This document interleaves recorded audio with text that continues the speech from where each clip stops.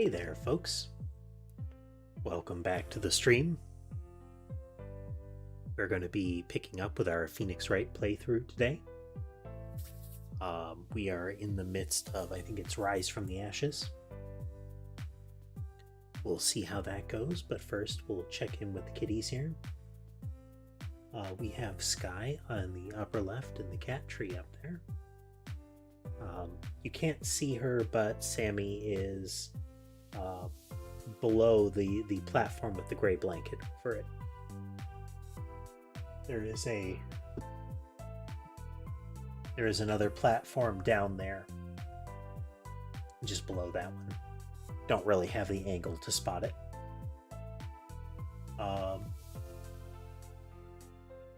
It is Sherbet or Mason there on the bed, just off the pillow.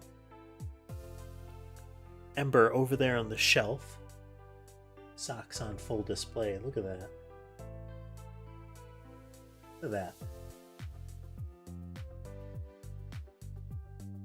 He's a little sweetheart.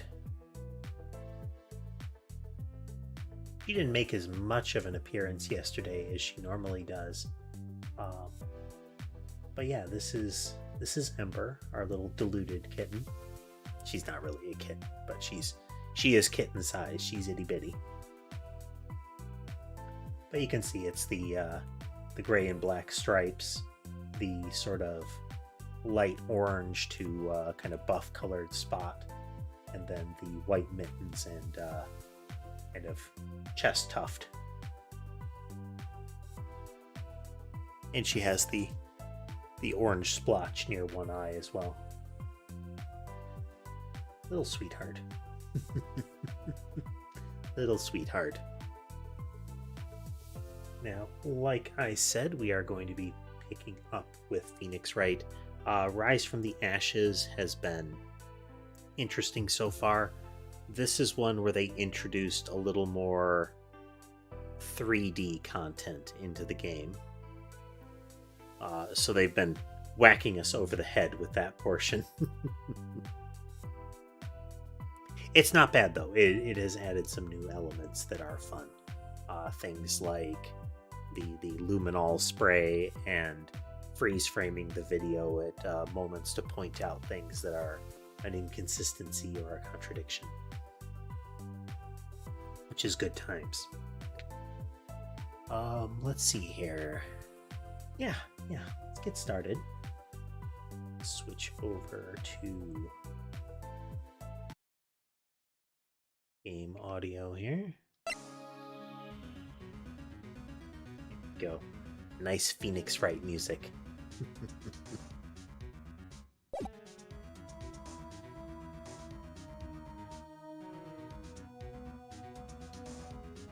Okay, now what were we doing? Well, as per usual, let's just hit locations and try to find flags that'll get raised by entering places.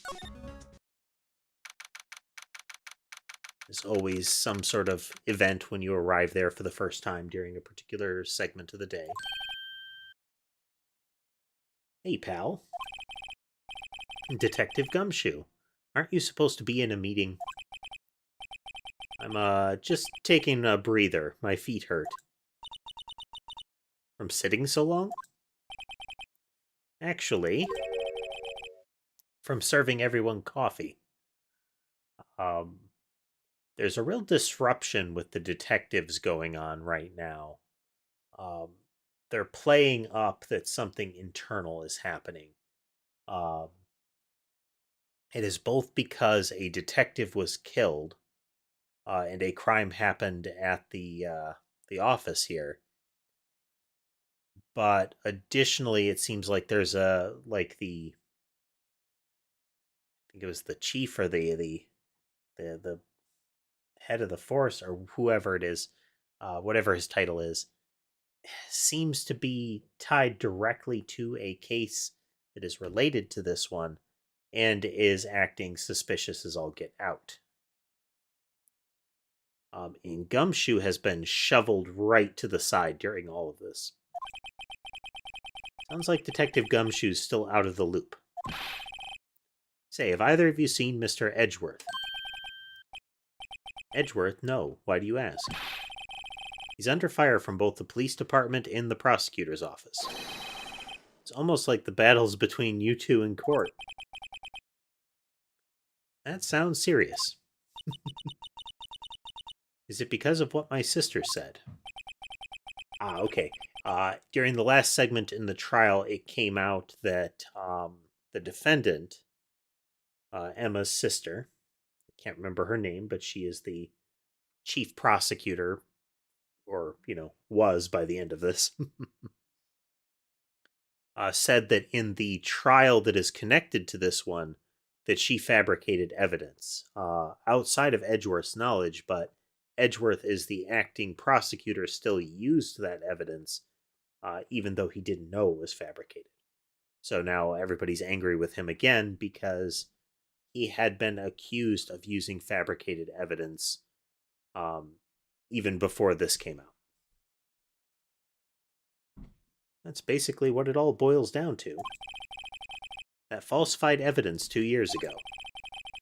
Now Mr. Edgeworth has the whole world after his blood. Yikes.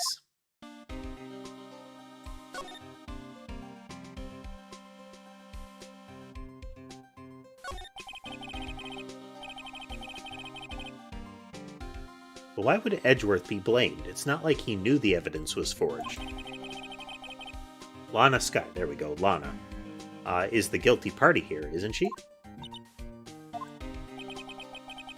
Regardless, a prosecutor is responsible for the evidence they present in court. Not only that, but as you know, there's been a lot of rumors going around about Mr. Edgeworth.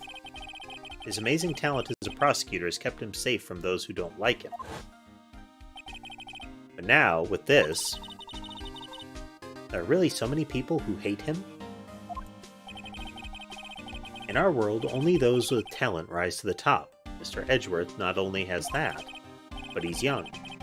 There's no better recipe I know for making enemies. Hey Dick, keep up the good work. Yes, sir. Let's go out for lunch again sometime. My treat. Yes, sir. You gotta take me back to that joint sometime, okay, Dick? Yes, sir. It seems you don't have any problems with enemies. Yeah, well, I'm careful not to stick out.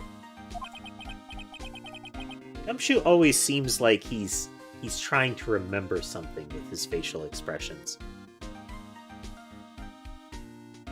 It's got a real, like, what was that? What was I doing? Kind of look going.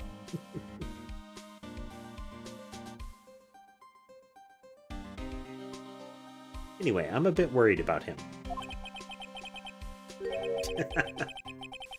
I haven't played Papers, Please, Angel. Also, welcome aboard, Angel. I saw that you'd messaged earlier while you were waiting.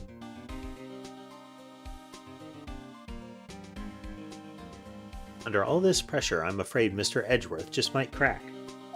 I've heard about Papers, Please and seen snippets of it, but never really played it.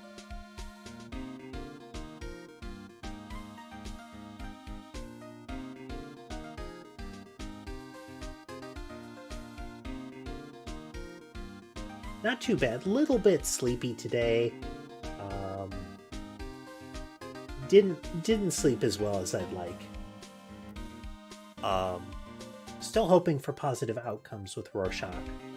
He's still running a fever, but he's still pretty mobile and his appetite is good, even without the appetite boosting medication that he's on. I'm hoping that I just haven't seen him drinking. Because if he's getting fluids and whatnot, it's just he's trying to push through a fever. Fingers crossed for positive results from the tests we're waiting for.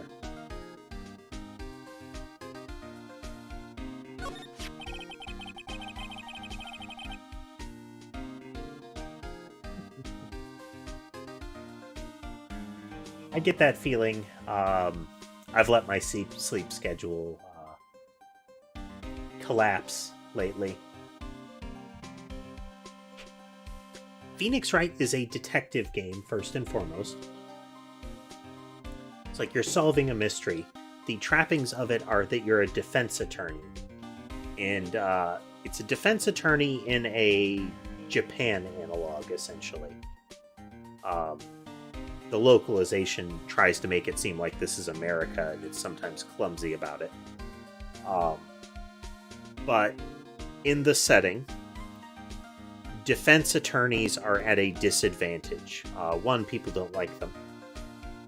But additionally, you have to be proven innocent in this scenario. So if a prosecutor brings evidence against you, the defense has to both disprove, make that evidence weaker, but also present evidence that it couldn't have been you. And that often involves having to accuse and convict someone else of the crime. Because if they brought the charge against you, and you can't prove that someone else did it, you must have done it. So that's a big part of the game, is breaking the evidence that the prosecution has, so that they don't have something that they can make a charge with. And then, in the case of this game, pointing out who was the one that actually did it. Yes, if there's a guilty verdict, you lose, and you essentially have to start over that level. That is why I save very frequently in this game,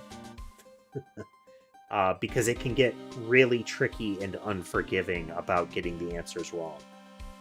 You essentially have a health bar, and if it empties out, you get a game over as well. There are no alternate paths, there is only forward.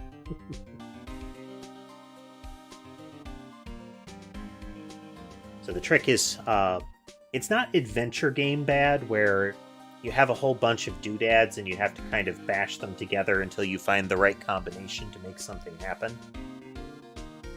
You know, you don't have a wrench to tighten a bolt, but you do have a monkey, so you can use the monkey as a wrench, a monkey wrench, as it were.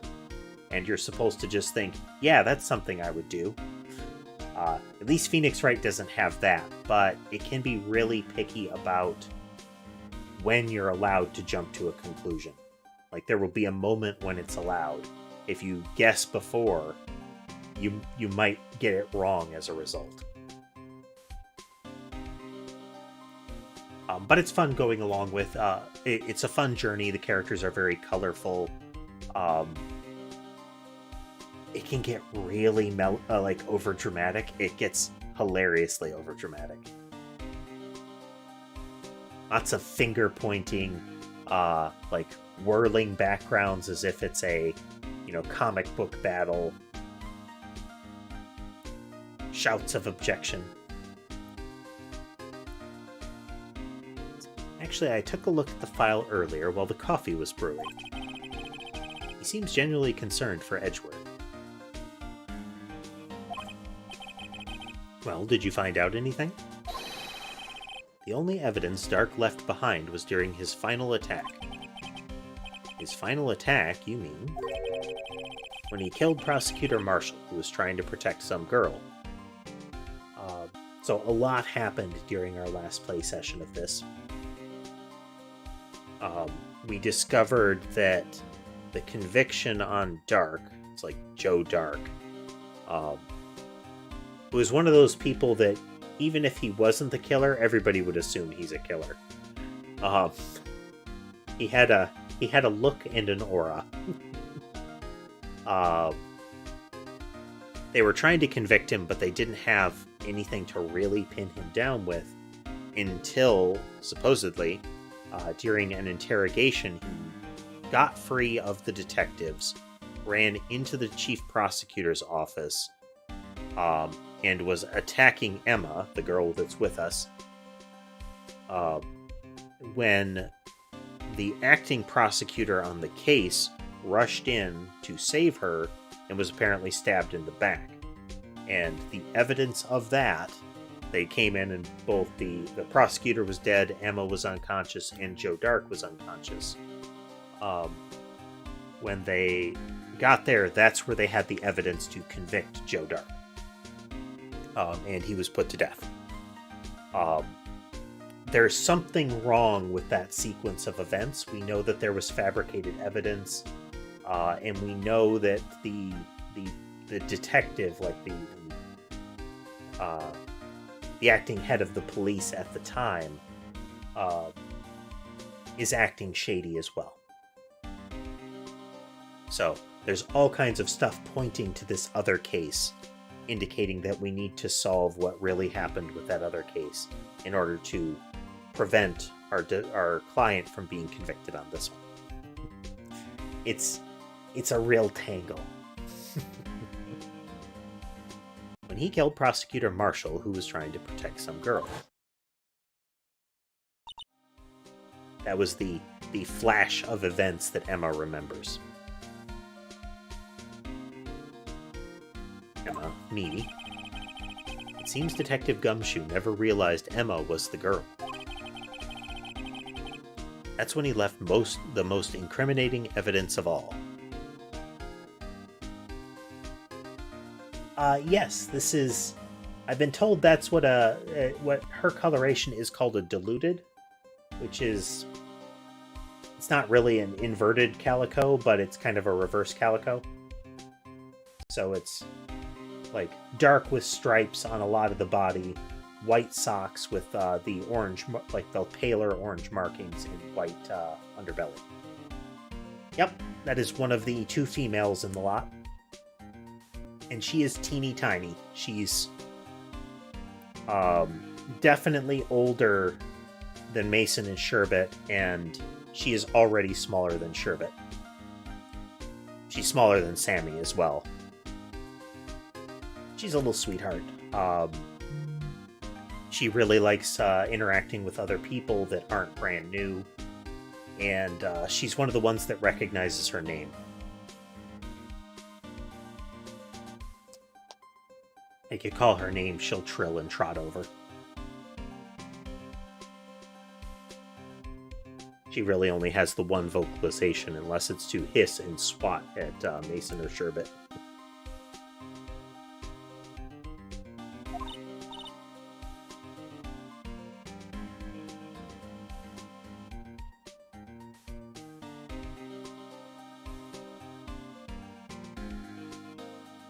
Those, the thing that she's sitting on is maybe like, it's a little under 2 feet by maybe 1.5 feet.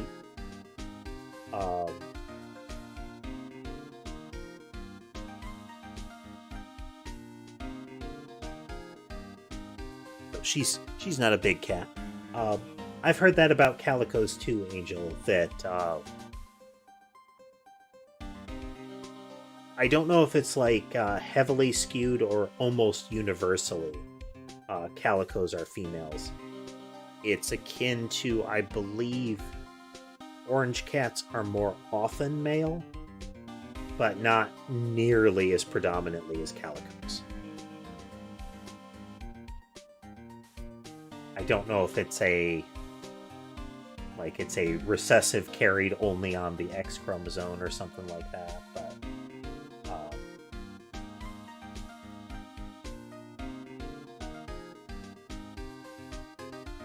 yeah, Ember is one of the few that I have renamed from adoption, because at the shelter they had some kids that come in and sort of volunteer as much as play with the animals, and they named a whole batch of kittens from the kind of kitten season as using Minecraft names, and she was going to be called Glowstone. And while it's not a terrible name, it is comparatively a mouthful and doesn't flow as well. So instead, looking at her, I ran with Ember.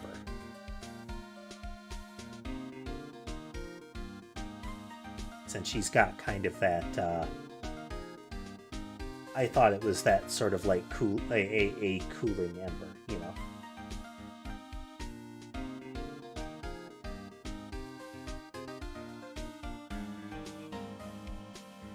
But again, she's a little sweetheart. She's getting her toast on right here. Let's just double check here. Still the same 3.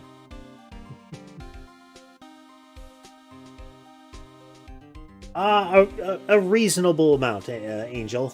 Let's see. It is over. Let's round up a little bit and say it's $4+ a day. That's rounded up, about $4 a day. So can be pricey, but I make sure they're happy.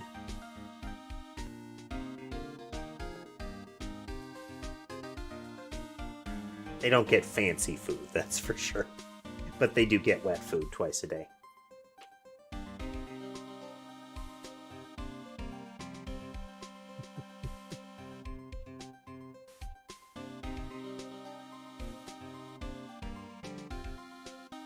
Oh, what was it? Oh, let's see. I think it had something to do with the murder weapon.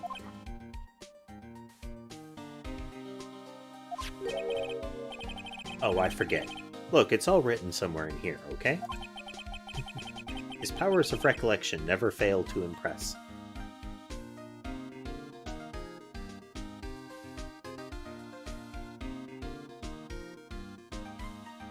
Yeah, I'm kind of keeping an eye on all of them because I want to make sure that whatever Weasley had and Rorschach has isn't spreading further. That would be devastating. Especially if it's what Weasley had. But with luck, that is not the case. We'll find out later this week.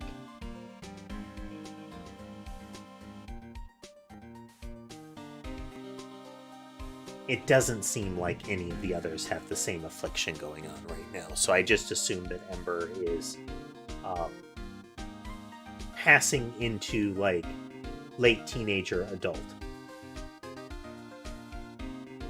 So that's why her hair is a little more defined. Rorschach's fever hasn't changed, Tass.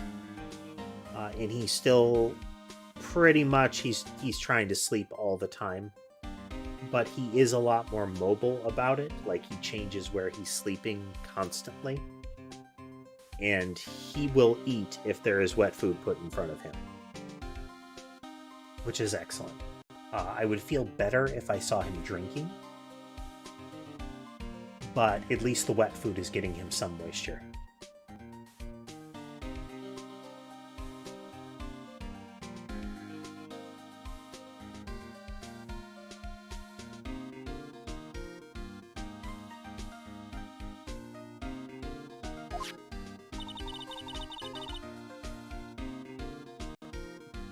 Maybe we should show him the murder weapon.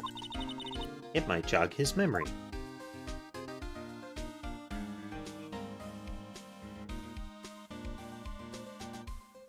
I mean, that's ultimately the hope, Angel, is that he's got the equivalent of kitty flu, and it's just hitting him hard.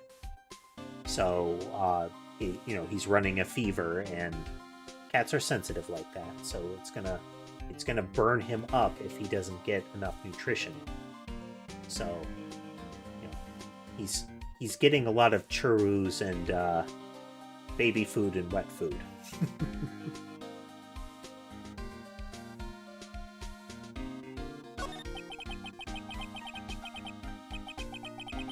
Have you tried churros with your cat?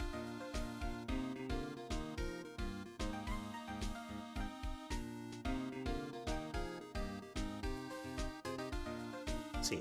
Joe Dark was 42 at the time of the crime.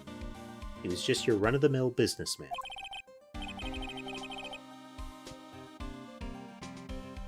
They're called churros, Angel. There are a couple of advertised different brands, but I haven't found any other than Churro by Inaba. Let me briefly switch over here. That's not a good zoom up, is it?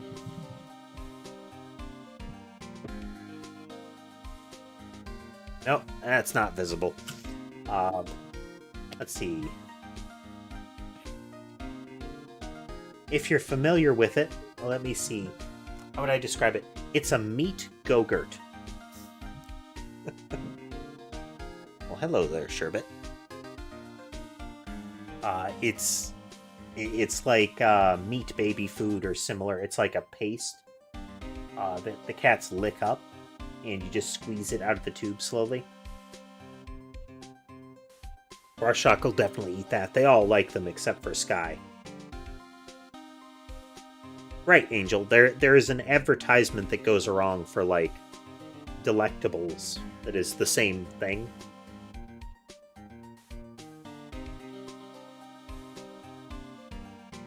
They really do like them. The only one that does not care for them, and he won't even touch them, is Sky. All of the others will lick at them. The only difficulty that I have giving those to the cats is that I need to make sure that I have a hand fully free to keep Mason and Sherbet away.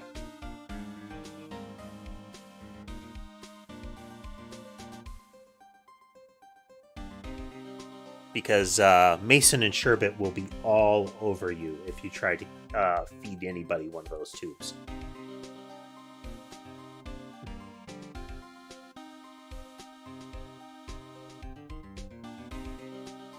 But yeah, I haven't found those delectables either. I tried looking them up, couldn't find them. The ones I found were called churros, C-H-U-R-O, by Inaba, I-N-A-B-A. They sell little plastic jars full of the little tubes.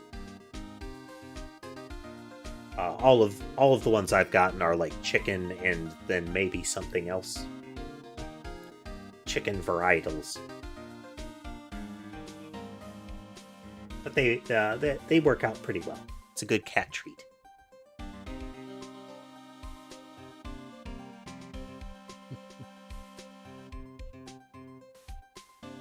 Businessman? What made him take to serial killing?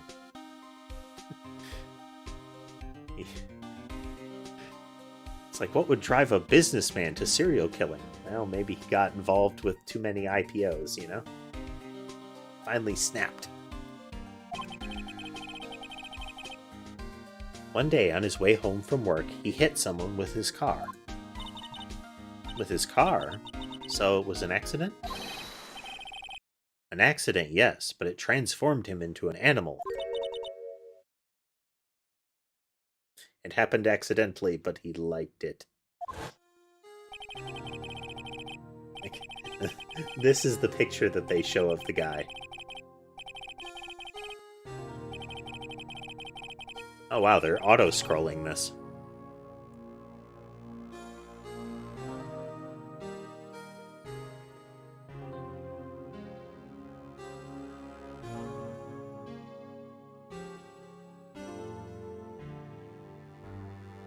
Yeah, most wet cat, well, most cat food in general is really really heavy on the salt.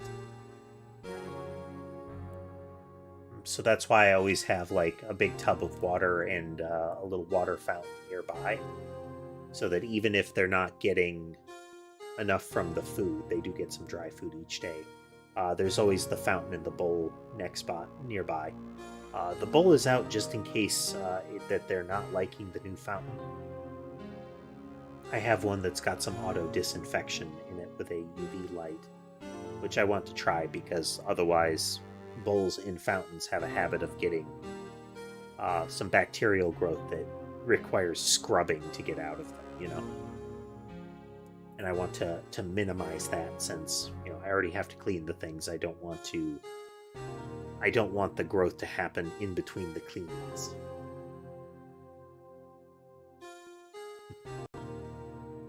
So apparently he was burying bodies. A jogger came upon the scene and was killed as well, and then he turned himself in. It auto-scrolled for some reason. There were like 2 or 3 blocks of text. Seems he was a pretty careless animal. Of course, this is all conjecture. There wasn't a single shred of evidence. So he turned himself in. Yes, but in the middle of questioning, he fled and murdered his final victim. Prosecutor Marshall. Okay, so that happened even swifter than it was implied, is he turned himself in, then during questioning, he ran and killed somebody. Or at least that is how it is described. That crime was witnessed by someone too, but luckily Dark was arrested on the spot. It's a good thing that last witness wasn't killed. That last witness, aka Emma. Alright, let's see here.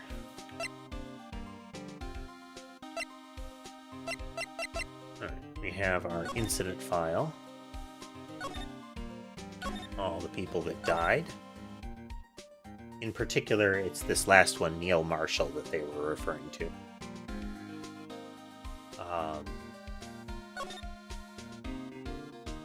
So the witnesses are Lana and Emma Skye. Lana is the current defendant, and Emma is her sister, the girl in the white coat with the red glasses.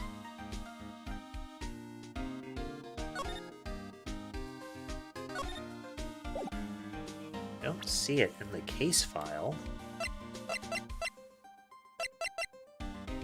It's Edgeworth's knife, which is implicated in the current case. I presume this is the murder weapon from the SL9 incident. Broken switchblade.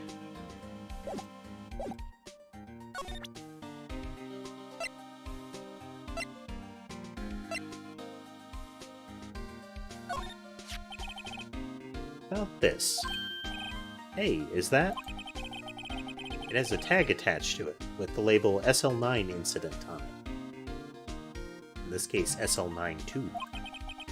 I believe this would be the broken murder weapon you were speaking of. What are you doing with that? Ever since that case was closed, the knife's been locked away in a locker.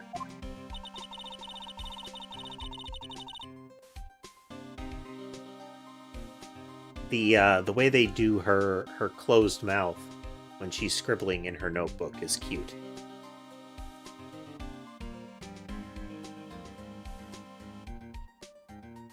Like her brows all furrowed. For some reason she puts down her red tinted lenses. The lenses are for detecting the results of luminol spray. It's a spray that is supposed to show when there was blood present in a spot that has not been completely cleaned away.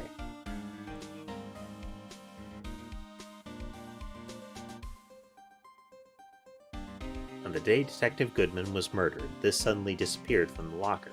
Goodman was one of the detectives working on the SL9 incident. And Goodman's locker, where the murder weapon was supposed to be, had been emptied before someone else broke in after, went in, and tried to open the locker to find the contents. They wanted the contents to continue the SL9 investigation instead of letting it remain closed forever. But somebody got to it first. We found this murder weapon, or the murder weapon was found, wrapped in the defendant's scarf and stuffed in the exhaust of the car where the dead detective's body was found. Much has been happening in this case.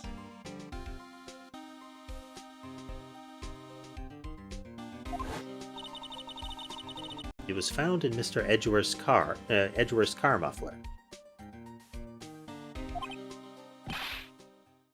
That's it. Now I remember what the incriminating piece of evidence was. When you showed me that knife, it all came back to me. Well, what is it, Detective? Quick, before you forget again.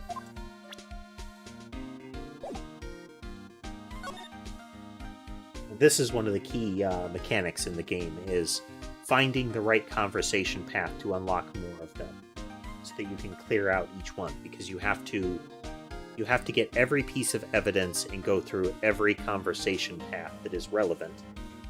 There are some optional ones that remind you how the game works back at your office.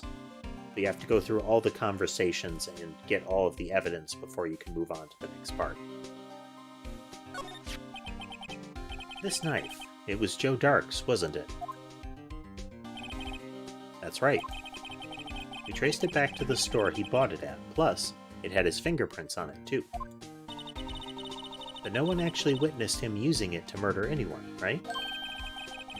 That's where his luck ran out. When you take a good look at the knife, you'll see it's broken. You don't have to take a good look to notice that.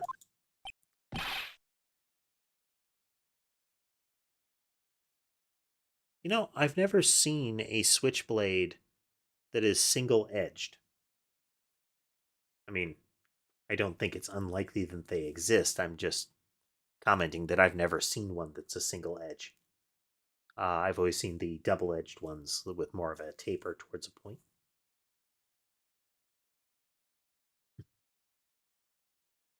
Yeah, well, anyway. Take a guess where the broken off tip of the knife was found. That's what did him in. Where was it? The victim, Neil Marshall, was carrying it inside his own body.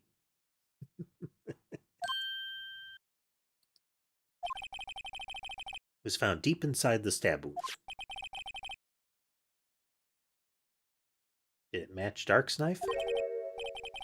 You bet, down to the last fiber.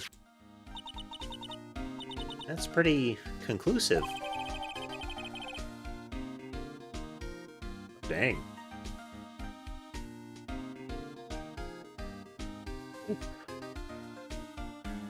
If it was a puncture to the heart in the lung, either it would have had to be multiple stabs or it would have had to come in at a mean angle.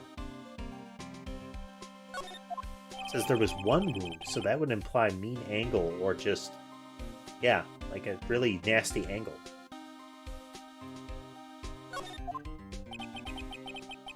Well, there you have it in a nutshell. That's all I know. Can I ask you one more thing? What is it? If it's money you need, you should ask Chief Gant. It's not money, but it does concern the chief. His office is a crime scene, right? It's where prosecutor Neil Marshall was murdered.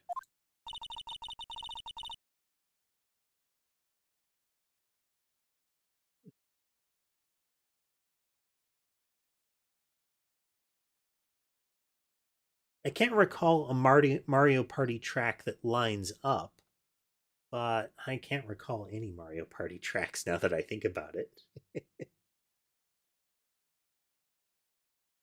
Did you ever play the original GameCube Mario Party?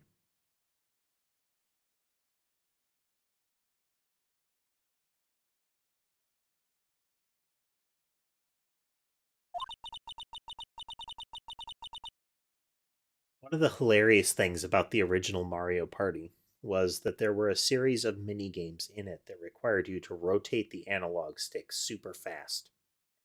Um, and the problem with it was the speed at which they expected you to rotate was not a thumb thing. You were expected to put your palm against the analog and rotate really quick.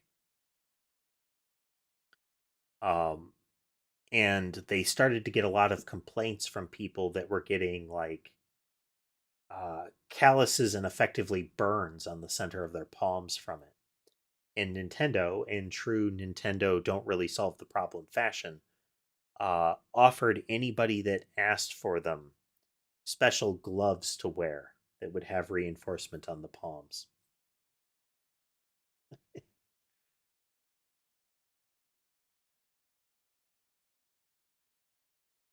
We'd like to have a look around if that's okay. Well, any detective's ID card can unlock the door. What? Really? But if I let a civilian in there, I'd be charged with breach of trust. Breach of trust? Simply put, I'd be canned. Oh. Sorry, pal. I don't plan on getting fired because of you. Was it the NES? And I expect the original Japanese family console or family computer, the Famicom, probably had the same issue because its controllers had a very similar shape. But that one was rectangular with somewhat softened corners, but still corners.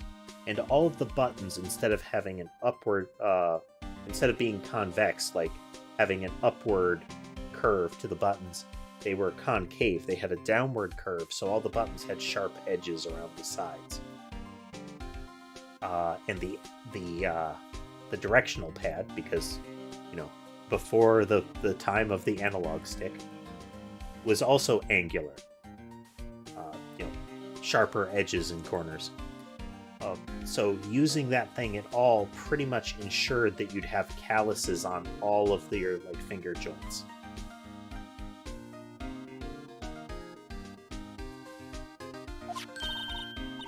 What about this card? It was Detective Goodman's. That won't work either. The data was deleted the day he died. I was actually thinking that we could use that card to sneak in, but they've headed me off.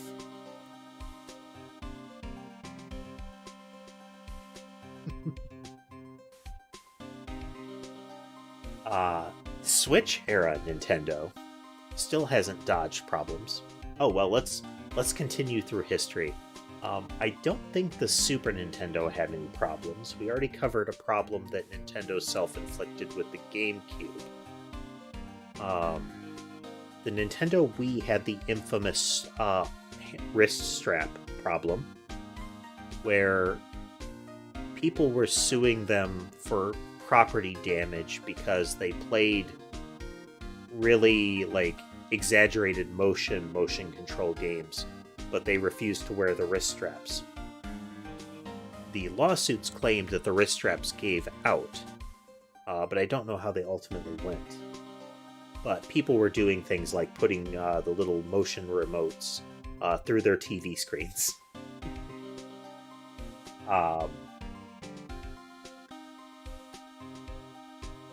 I think the Wii U would have had the same problem, but late Wii into Wii U, not only did you have heavier wrist straps, you also had these big gel-covered casings that you could put on the remotes to make them child safe. They were like the heaviest of cell phone cases you can get. Those things would bounce off of a TV screen at that point.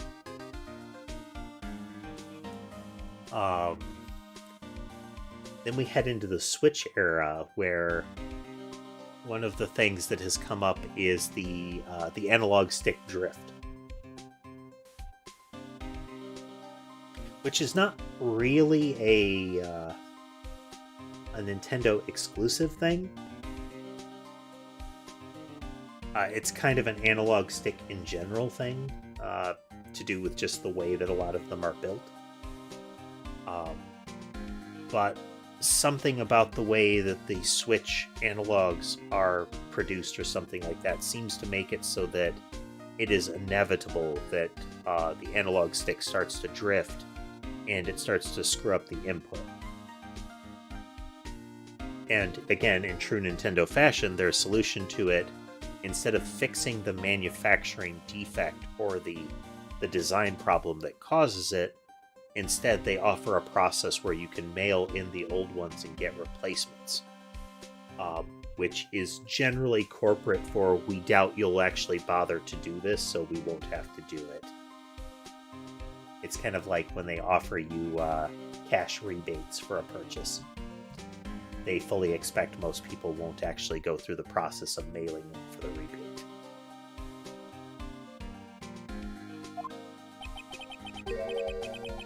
So in other words, Gumshoe is our only chance of getting into that office. I wonder if there's something we could show him that would make him change his mind. Would I have something that would convince him we should go in there?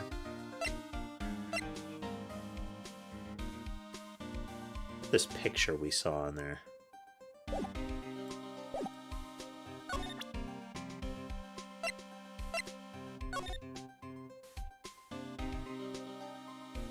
So the interesting things in here, this vase in the background is smashed.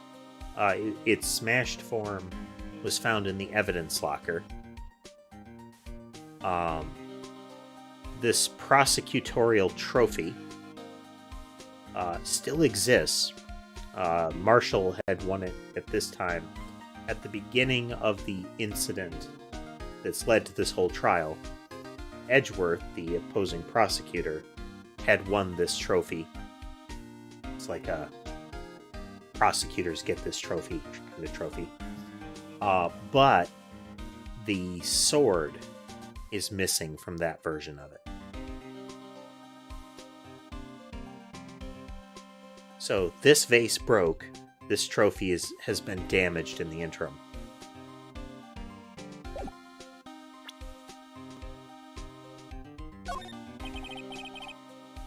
Share a little advice with you as a detective. This is probably his "I don't care about what you just showed me" phrase. If you don't have a clue, keep your trap shut. Well, Gumshoe, if you followed your own advice, you would be mute. I'll keep that in mind.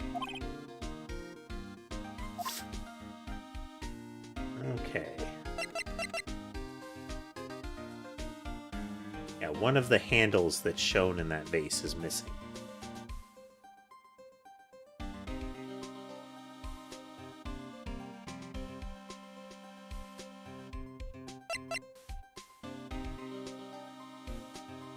Let's loop around first.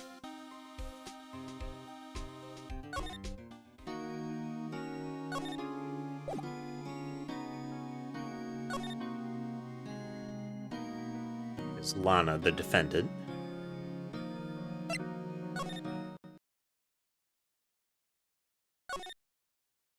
See, crime scene.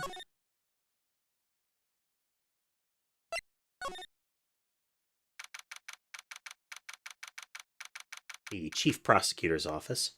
There we can see that trophy in the corner. Without the sword.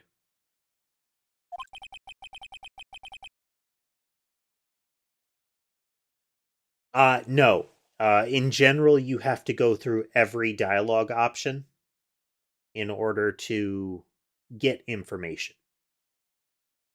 Like, I don't think any actual dialogue option from important characters is optional. You've got to talk to them about everything and ask them every question. Wonder if Edgeworth is back yet.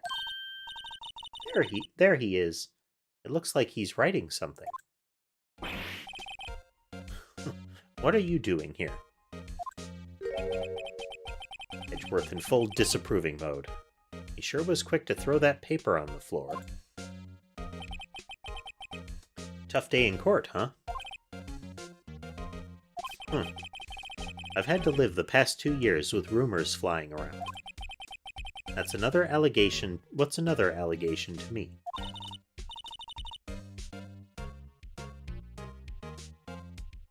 Cheer up, Mr. Edgeworth. I'm rooting for you. That's Edgeworth for you. Always trying to hide his real feelings. So what do you want? Unlike some people, I don't have all day. There's no excuse for what I've done. 2 years ago, I used false evidence to obtain a guilty verdict. That's what it all breaks down to, and nothing I can do can erase that fact. But you didn't know, did you? I mean, the evidence was falsified.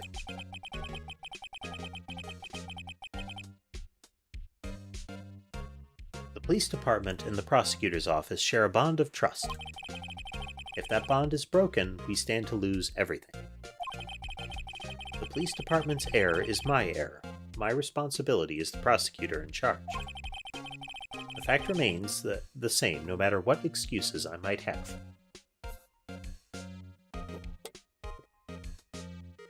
Sip of water here.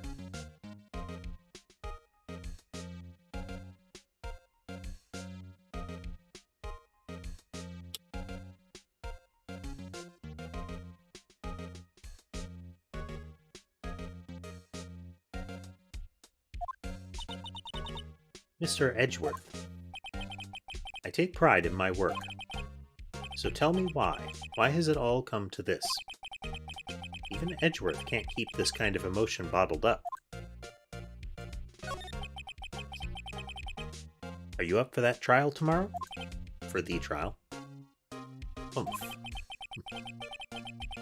First last year's trial, and now this one. It seems all you do is worry about me. So, until Phoenix came along, Edgeworth was effectively undefeated as a prosecutor. It's not that Phoenix is exceptionally skilled, it's that Phoenix has a real knack for rolling down stairs until he collides with the right answer.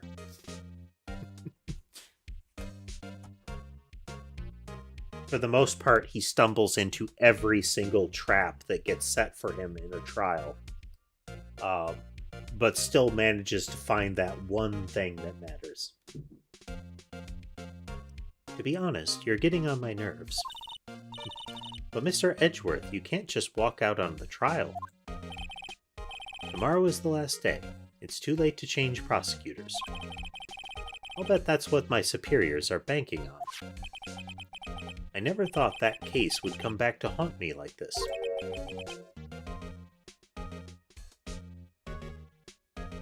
What do you mean? List of evidence. It seems too short. Most lists run twice as long. That's only half as long as most lists. That is odd. After Neil Marshall was murdered, I became prosecutor for that case. I may not have been part of the investigation, but I knew what I had to do. Use the evidence I was given to prove the suspect guilty. That was really the only thing on my mind at the time. Say, we just saw a picture taken around that time. That picture, something seemed strange about it.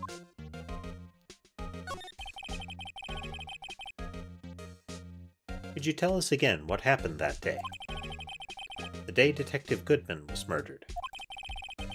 This is the events of the actual trial we're talking about now. You were participating in a ceremony over at the station, right? I never cared for ceremonies, but I had to attend that one. Because you were awarded this? Those receiving awards can't exactly skip out on the ceremony. Yes, they can. I finished up at the office in the morning, then drove over to the police department. You finished up at the office? Yes, just odds and ends, clerical stuff. I didn't plan on returning to the office that day. That is, until I was asked to take something back. Take something back? This. Oh yeah, Chief Gant asked you to hold on to that, didn't he? Yes, it was a piece of evidence in a case that was closed half a year ago. He asked me to bring it back to the prosecutor's office. That's the story we heard yesterday. So you came back here because the prosecutor's office because the chief asked you to. That's right.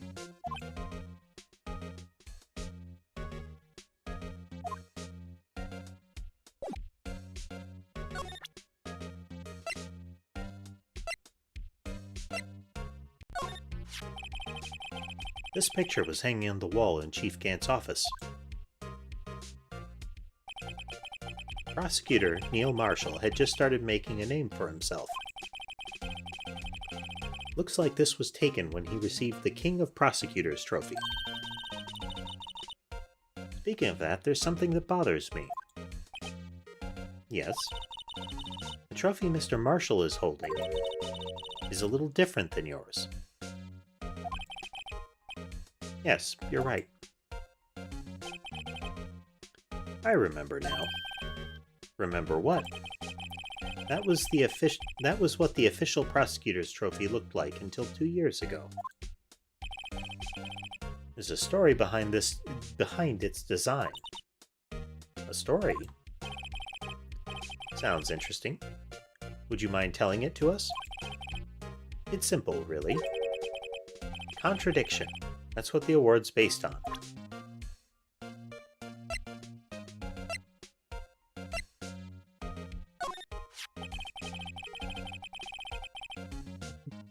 You know, it wouldn't hurt if you put this up somewhere, like on a shelf. That has no meaning for me anymore. What do you mean, anymore? That's who I was last year. What good is it to dwell on the past? He's asking me? Why can't he just accept it graciously? Actually, something's been troubling me about this shield. Look, you notice anything different? Different? Yeah, don't you remember? The other shield in the court record. That's prompting him about it. If you look when he says he doesn't need reminders, here. I believe the fancy coat is in reference to his mentor, who dressed even fancier than he does. This vase is a gift from a creepy old lady who latched onto Edgeworth. The little doll there is the Steel Samurai, which showed up in 2 trials that he was part of. And then I think this tea set is supposed to be a reference.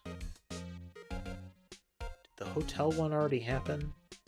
Yeah, is a reference to a hotel incident. Then the chessboard is a bunch of red pieces surrounding a blue pawn, and the blue pawn has spiky hair. Phoenix always dresses in blue and has spiky black hair. Edgeworth always dresses in that sort of maroon reddish color. So Edgeworth very much dwells on the past. Those are all trials that he lost in the background. This award originates from an ancient Chinese tale. In Chinese, the word contradiction is written with 2 characters. The first means halberd, and the second means shield. Have you heard this story? Me? Oh, sure, everyone knows that. Why don't you tell it, though? For Emma's sake. Very well.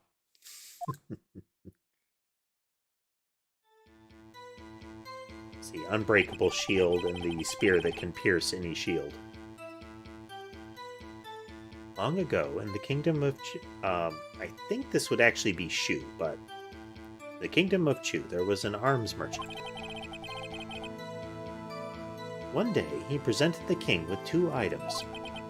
The first was a halberd he claimed could slice through any shield or armor.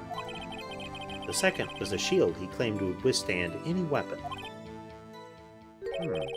Wait a minute.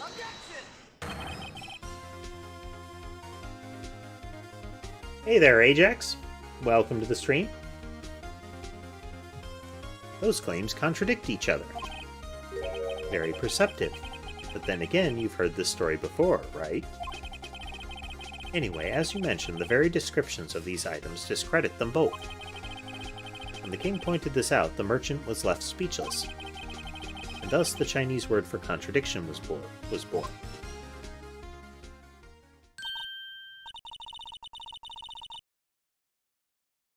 It's going pretty well, Ajax. We're continuing along with our Phoenix Wright playthrough. We are still moving through Rise from the Ashes. We're heading to the last day of the trial, so it's hard to say. It's hard to say how far along we still are in it because a single day in trial can last quite a while.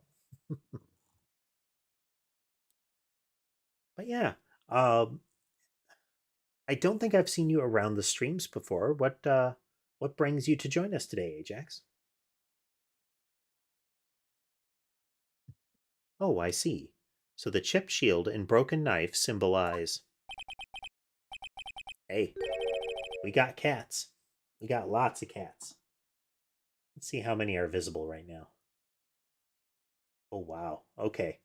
So Ember has been on camera for a little bit here. She's in the lower right, over on the shelf. Then Sky is up in the cat tree in the upper left. And still not visible.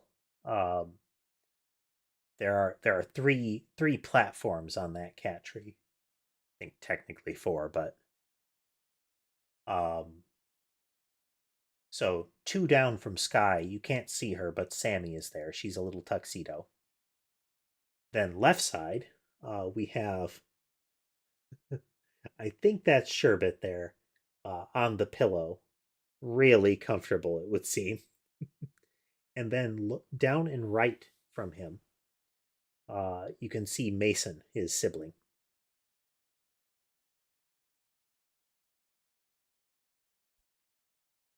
Let's zoom in,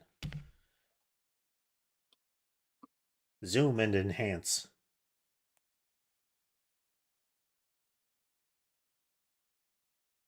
Okay, the pillow one is definitely Sherbet.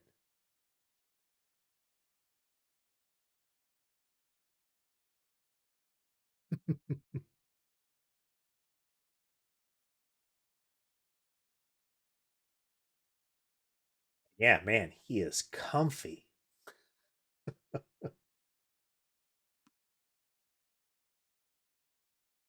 extra comfy.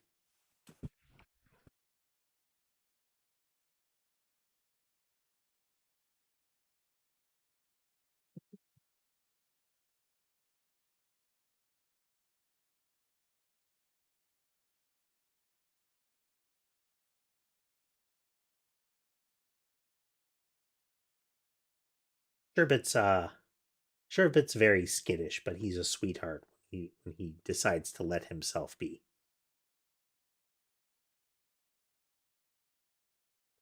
I try to get pictures of them whenever they're doing that sort of thing as well. Uh, I post masses of pictures to Discord, and that's what I use for my thumbnails. Uh, the pictures I take of the cats and then edit for to show game titles and whatnot.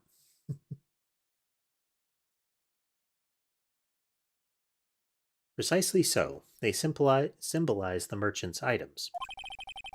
The ancient tale ends with the merchant at a loss for words. But it's in our nature to pursue matters to their conclusion, even if it results in something as ugly as this. Wow, thanks, Mr. Edgeworth. I learned something new today. That's funny. If that's so, then why were you only given a shield?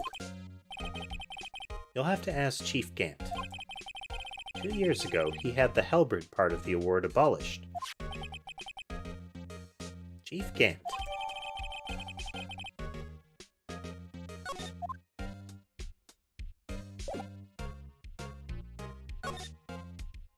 So, that was another flag. Oh, fresh flag.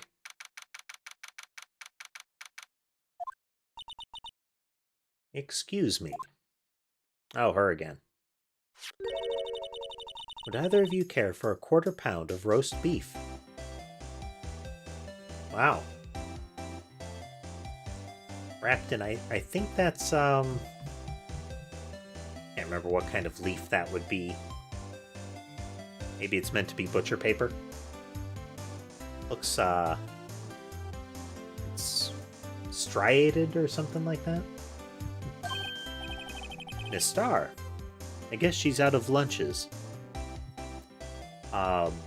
She was another one of the detectives involved in the SL9 case who, like the Neil Marshall's brother, was shuffled off. Star was ultimately left the force, and Marshall ended up being shunted over to like guard duty on the evidence room. She now cultivates connections inside the police department while selling lunches. You certainly are the curious sort, aren't you? Kind of like the first person who sucked a cow's nipple to discover milk.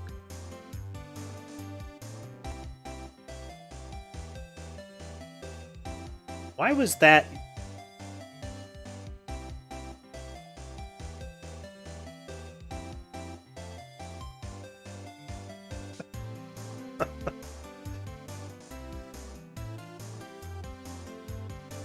That feels simultaneously out of nowhere and like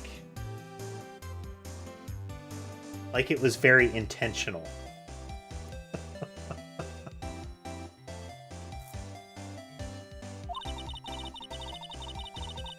Still, I never thought you'd go digging up that case from 2 years ago. Everyone in this trial was involved in the SL9 incident. Not only that, but the murder occurred on the very day the evidence from that case was due for transferal. This can't be attributed to mere coincidence.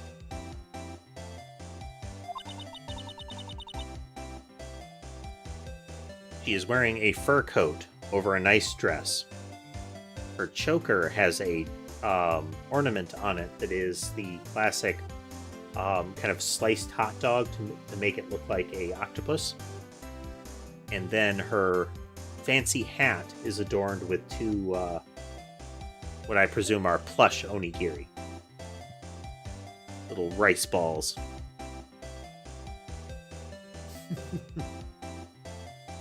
Aren't you forgetting something? You know, that little scene I happened to witness? The instant Lana stabbed Detective Goodman with a knife. No matter how much of the past you dig up, it won't change what I saw. Roast beef is meant to be savored when eaten.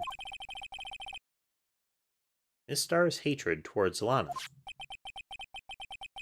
It all dates back to 2 years ago.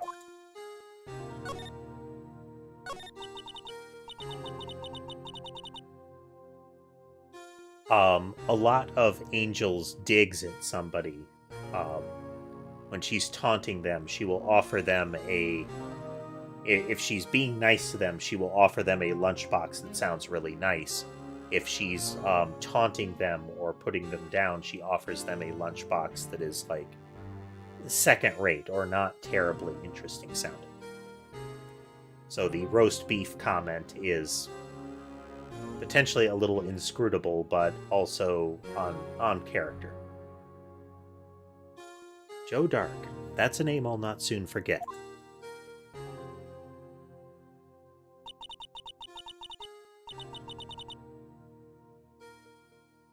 There's Neil Marshall, the original prosecutor of SL9 that was killed. Marshall's brother.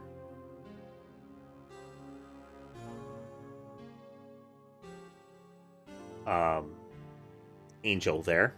And then Detective Goodman, who is the one that was murdered in the current case. We trailed him for half a year. Oh, the pressure. Still, I don't think I was ever more alive than I was then. Those days were steamier than a bowl of hot gravy. Hey, there's the food similes and such. Poor old Jake Marshall, though, must have been going through hell. You mean because of his brother's death? They were close, those two. After Neil died, something took over Jake. He became obsessed. Seeing Jake like that made her all the more desperate. Her? Lana Skye. My sister. The best of the best were put on that SL9 case.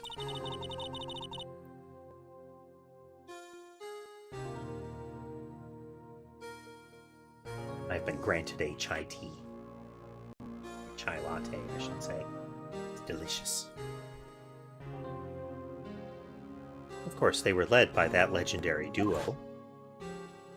Lana Skye, the current dependent, and Chief Gant.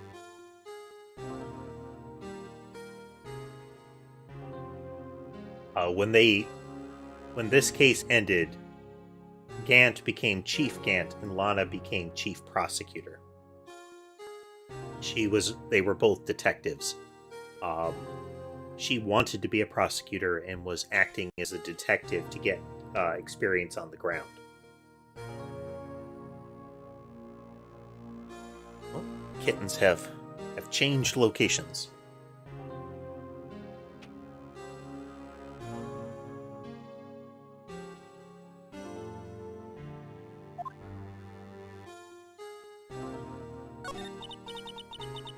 That legendary pair was the reason we were able to keep up our investigation. That's why we were so shocked over how it turned out. You mean, with the forging of the evidence? Don't get me wrong, Joe Dark got what he deserved. Still, it was obvious the evidence produced in court was being manipulated.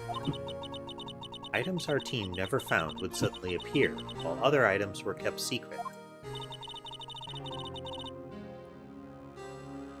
But you don't have proof anything illegal was done.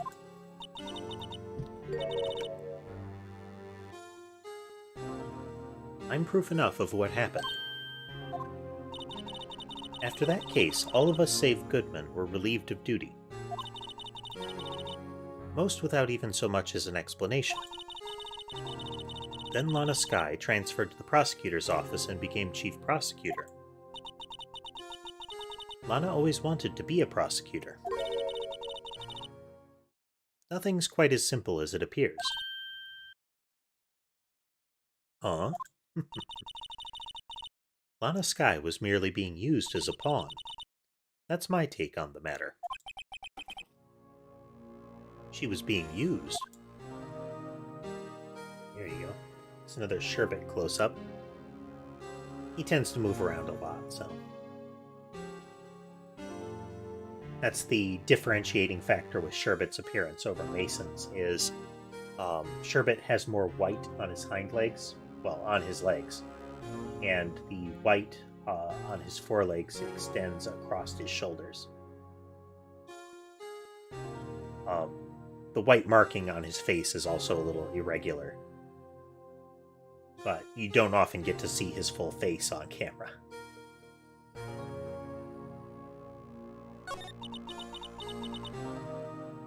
Damon Gant and Lana Skye. Gant led the investigation, with Lana second in command. They were the best. They solved all kinds of cases together, didn't they? Damon Gant's magnetism in particular was almost unreal. His magnetism. By that I mean his ability to attract evidence. He'd produce the most incredible evidence in cases he handled. That's not suspicious at all. Incredible evidence, you mean? Oh yes, there were rumors about him, even back then. No one dared confront him, though. I take it she's talking about forged evidence. Back then, everyone looked up to Lana. All the detectives wanted to be like her. Really? Oh yes, myself included. I was a fool, really. She hated anything crooked and always watched out for the other detectives. That's why she was so concerned for Jake. Mr. Marshall. When Jake's brother was murdered, she felt as if she had lost her own brother. If it wasn't for her, I don't think Jake would have ever recovered from his shock. That's what makes it all the more infuriating. Miss Starr. Emma is contributing mostly ellipsis to this discussion.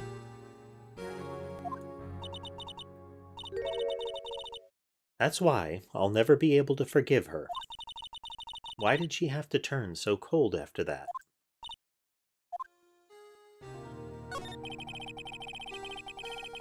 Lana transferred to the prosecutor's office two years ago, didn't she? Yes, thanks to Chief Gant's powerful influence. Chief. That's right. Having solved the SL9 case, his position as chief was secured. There was only one thing left for him to control, and then no one could stand in his way. The prosecutor's office. What? You mean that's why Lana was transferred? If he could control the chief prosecutor, he could control the prosecutor's office. That must have been his goal all along. But how could he control Lana? I don't know, but one thing's for sure.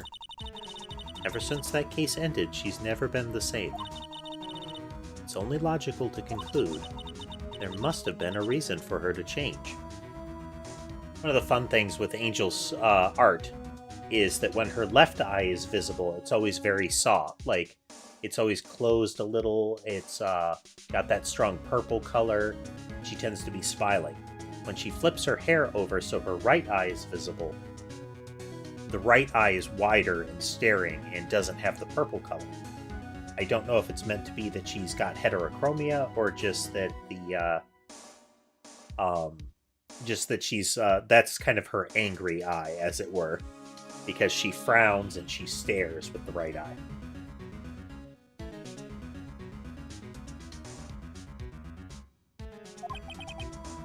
At last, I'm finally getting close to the bottom of this ugly mess.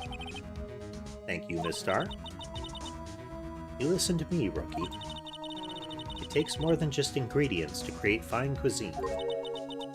I hope you turn out to be a better chef than I've been. Well, that was a flag for sure.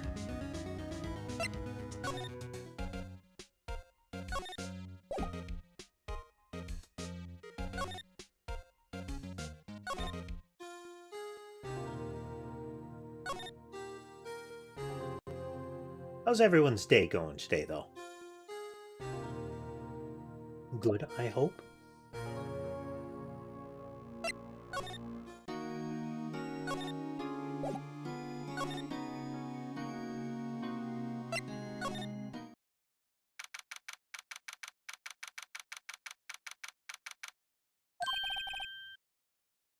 Oh, you're back. You're still here? I gotta make 150 copies of these files. Brewing coffee, copying files. I'm turning into a regular DJ. Explain. You're a DJ as well? If I'm not mistaken, I think he means desk jockey. There we go. Oh, that DJ. I gotta admire your persistency, but my answer is still no. I'm not letting you into the chief's office, period. It'd be my neck on the line. That office is a bit of a kind of twist the tongue, you know? Is the last crime scene in the SL9 incident. I have to take a look in there. There's got to be something we can do to make the detective change his mind. I have a thought, actually. Quickly here. Here.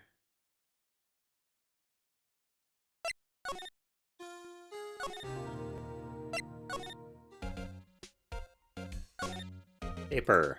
Forgot to check this. Wonder what he was writing before. Come on, Mr. Wright. Let's take a look.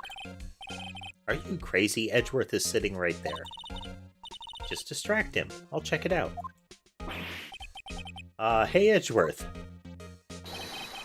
Is that Detective Gumshoe out the window there? Oh no, he's falling to the ground.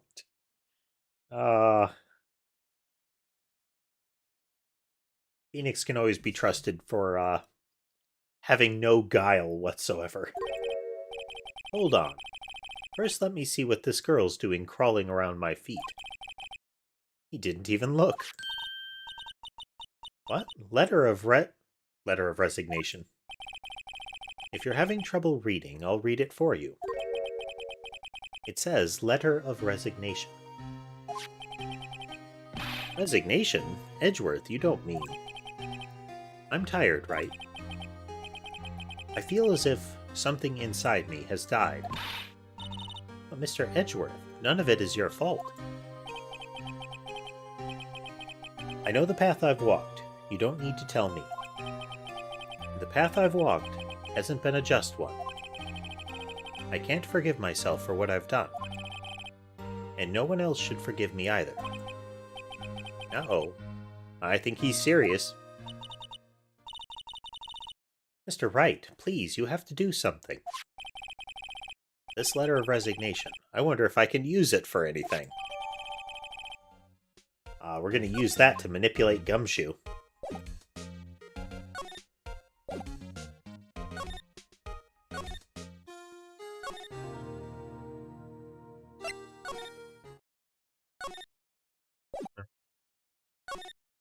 At least the blue badger isn't animate in this picture.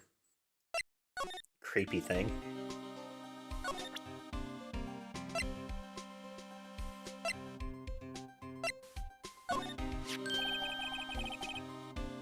It's this crumpled up piece of paper.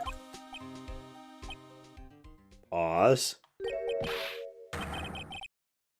No way. Mr. Edgeworth can't be serious. Is he ever not serious? I can't believe they've pushed him this far.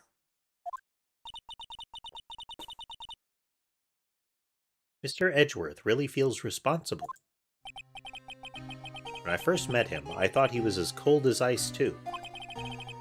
But I know different now. He trusted us detectives to provide him with sound evidence. But we betrayed him. That is a running gag in the series, is whenever you use evidence that Gumshoe missed or was incorrect about, Edgeworth generally threatens Gumshoe with docking his pay or similar. And it comes around that whole, like how they both talked about that, is that there's that trust between the two of them. That the prosecutors will make use of good evidence that the police find. So, when one of them screws up, the other resents it.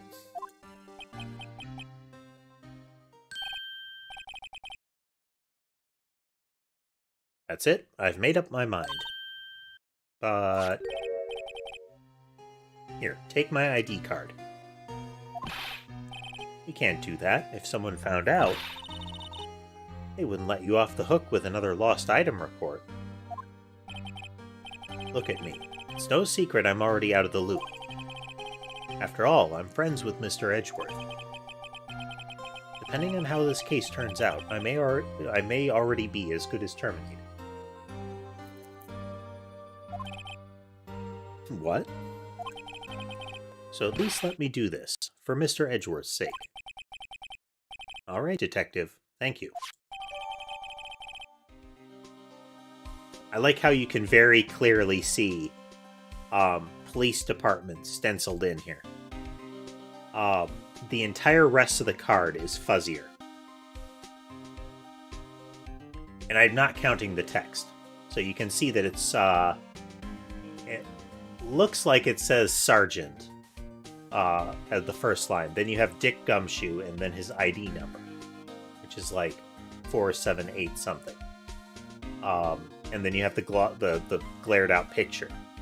But police department is very emphatically there along with the symbol. And it's also not aligned with the rest of the text.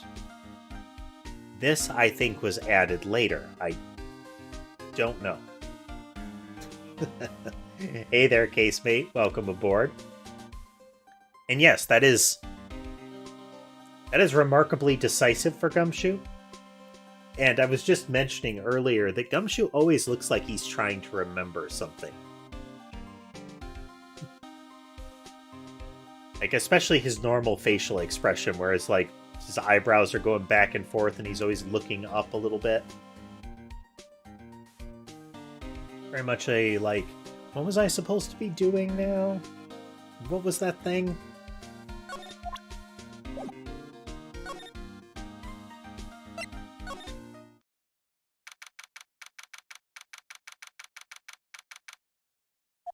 The chief's office.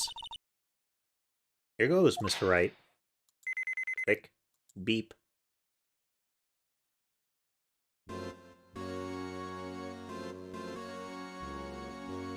Once again, we have Chief Gant's theme. But additionally, he has a full-sized pipe organ in his room. He is automatically the villain. There is no circumstance in which you have a full-sized pipe organ anywhere in your work office or your home, and you are not concealing, like, an entire mausoleum of bodies beneath your basement.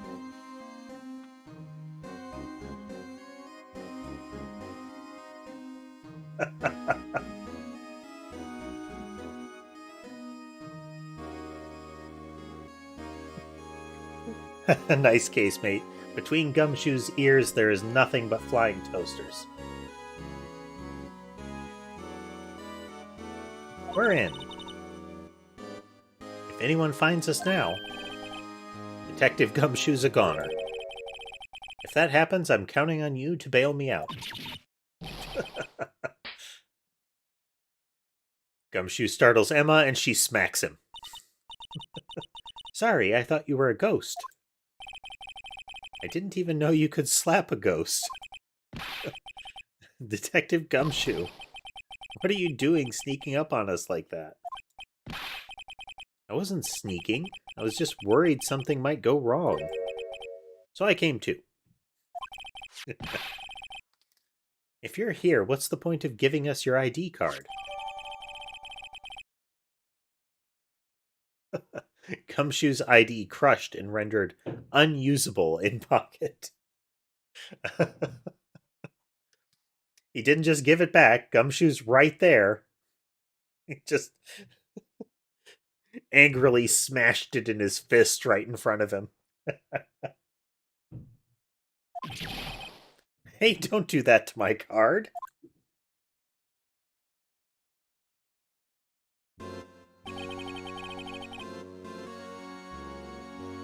I hardly ever get the chance to come in here. So I figured I'd have a look around myself. Besides, we're all in this together now. You really do want to get fired, don't you? Not if we're lucky. Now come on, let's see what we can find out. I had a bad feeling about this.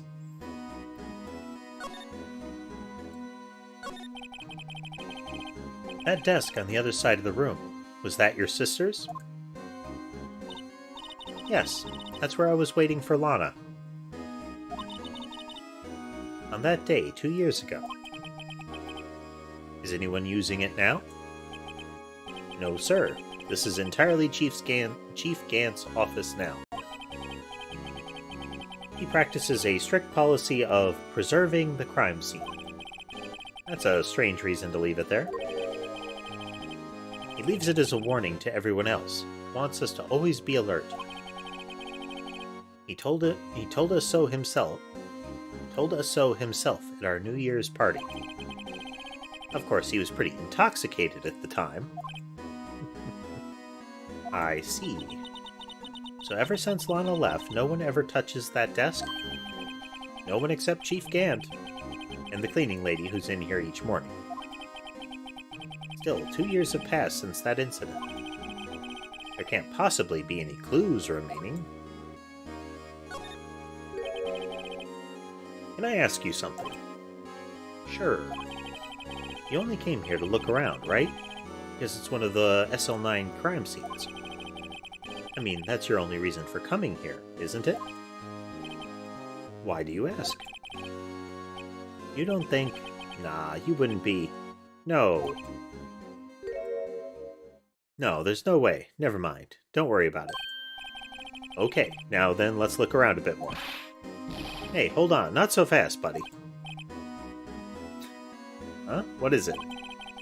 When someone tells you don't worry about it, it's supposed to start bothering you, pal.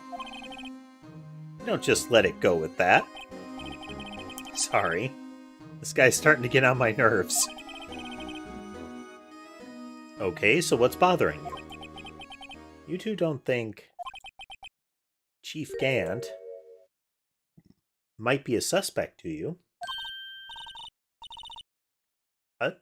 He's right, Mr. Wright. What do we think of him? Chief Gant. So it's finally come to this. What do I think of him? Perhaps it's best I don't divulge my feelings. Yet. There you go, ignoring me again.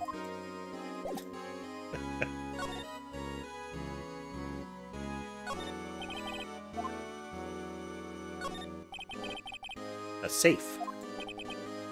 Safe. That word is ripe with intrigue. Okay, if you say so. Looks like a code needs to be entered in this panel to open it. A 7-digit number. I think I might... I just might know what it is. Do you know what it is? I have a hunch. Oh, I know. You want to try my birth date. It's...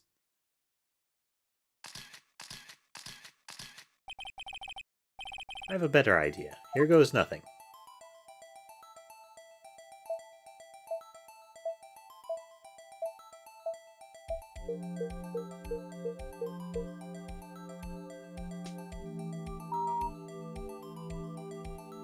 That was the ID code for the person who entered the evidence room first on the list before everyone else showed up.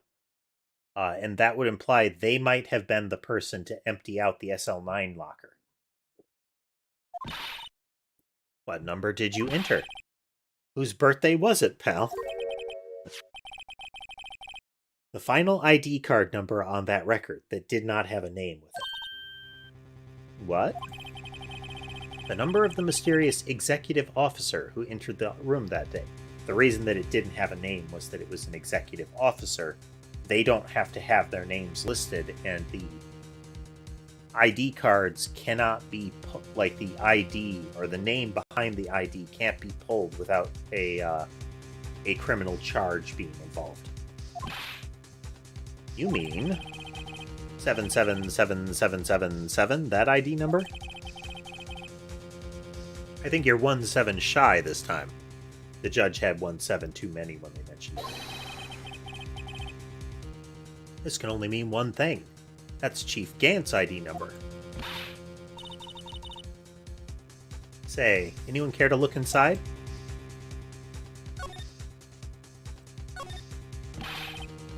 Is there any money in there? How much does he have stashed away?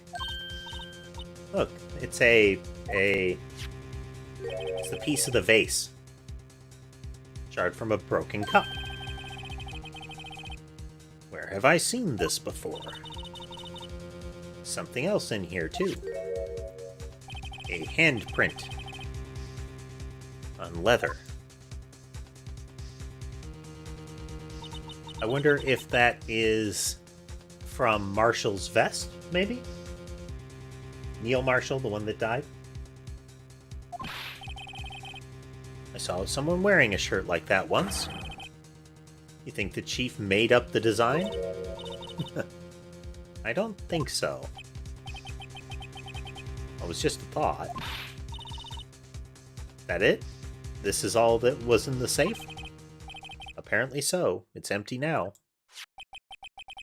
Piece of cloth with a handprint on it, and a broken shard from a cup. They look like pieces of evidence. Yeah, but unless you can prove they have something to do with this case, I'm afraid I can't just let you take them. After all, it's my neck on the line here.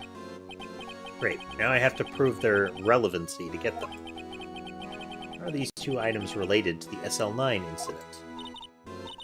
Come on, there's got to be something we can show the detective. This is the real deal, isn't it? This armor and these weapons. Sure is, pal. The chief doesn't care for imitations. First the pipe organ, now this armor. You'd expect that he would have a throne in the room, you know? They know how many taxpayer dollars must have gone into this room? What? You mean we're paying for this? That's it. I'm not paying 1 cent of my taxes. Don't have any taxes to pay. She is still like a high schooler. Be careful what you say. Who knows? The chief may be hiding in this armor as we speak. I don't think he'd fit in there. Even if he did, he'd never be able to get back out. Cut it out. You guys don't know how scary that guy can be.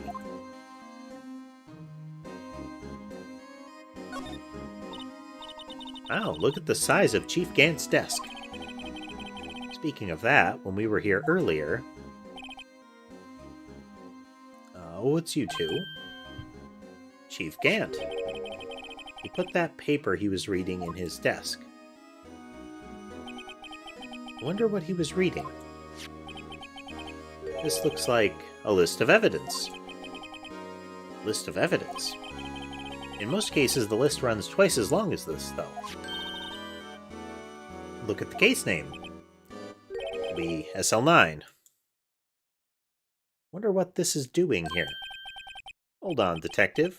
What did you just say? I said, I wonder what. Oh, about evidence lists. Normally they're twice as long? That's right. I guess there wasn't a lot of evidence. A half-sized list of evidence. He was also looking at a list and said it seemed to be about half as long as it should be.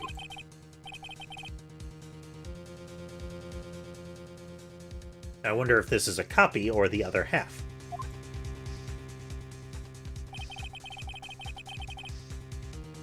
Oh, okay, it's the other half.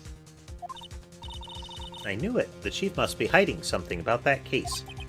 It would appear so.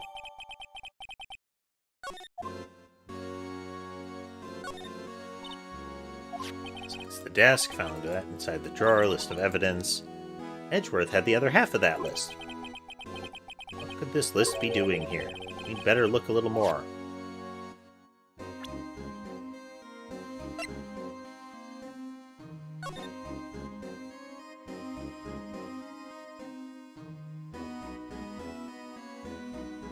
Oh, this is a drawing Emma made of the incident.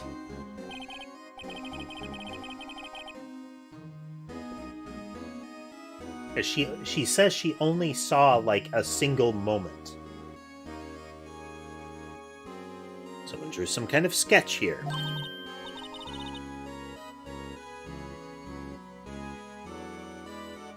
Did you find something? Can't make it out. I better keep quiet about it for now.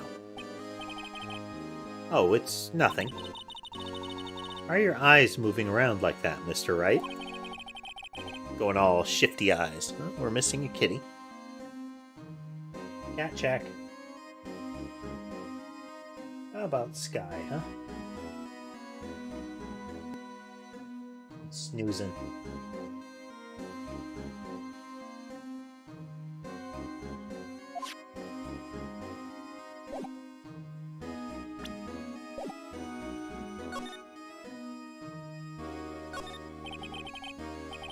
Her side of the office is very utilitarian. This is Lana's desk. It sure is tidy. Lana's always been a meticulous cleaner. There's not even any dust on it. Looks like someone's still keeping it clean. Does Lana ever come back here? Nope. Chief Gant must still keep it clean in memory of their partnership. They were the stuff legends are made of. Does he keep it in memory of her or in the memory of the crime? Crimes. The shelves are mostly empty. Lana must have cleaned them out when she transferred over to the prosecutor's office. There's a small picture frame on the left shelf. Hey, this is when Lana and I went to the theme park. ...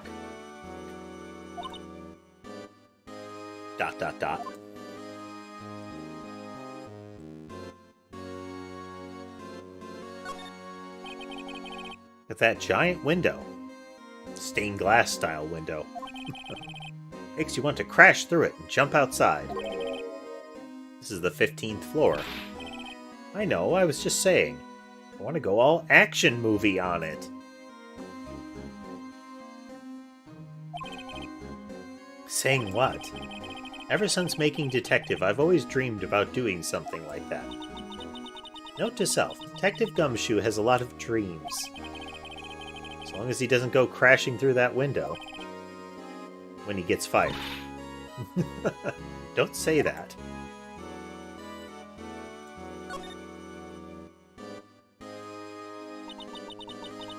This was taken on that day, 2 years ago.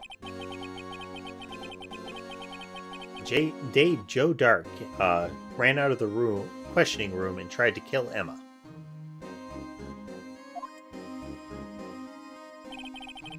After receiving his award trophy, Mr. Marshall took a picture here. Then went along with Chief Gant to question Dark. But he never knew he'd be dead just a few hours later. Gee, you think?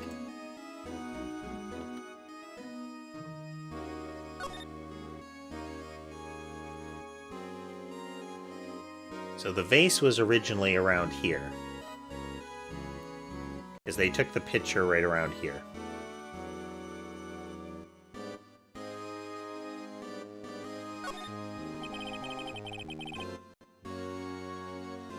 Phrasing, Gumshoe. Phrasing.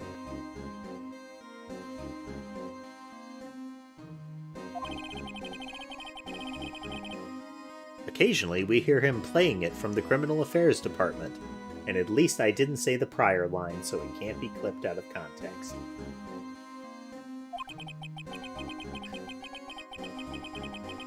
That's on the 2nd floor, and this is the 15th floor of an entirely different building.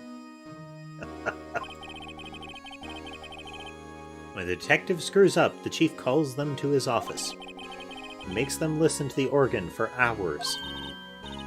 What's so bad about that? Music soothes the soul. After that, the detective can't hear anything for days except the ringing in their ears. So it's an instrument of punishment, literally. But aren't the chief's ears affected? He never listens to anyone anyway. That's besides the point.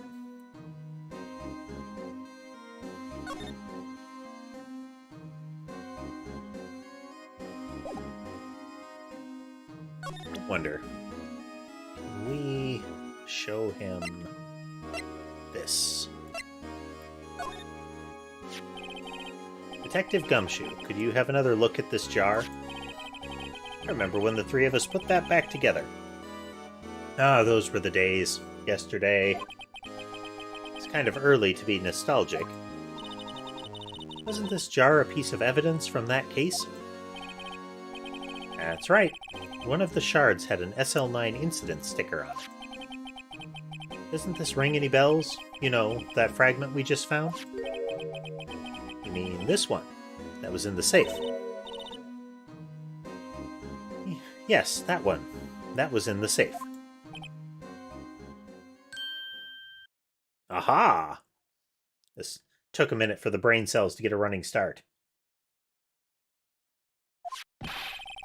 Now that you mention it, it's ringing a lot of bells. Let's see if it fits. Yeah, let's see that shard. I'll take a crack at this.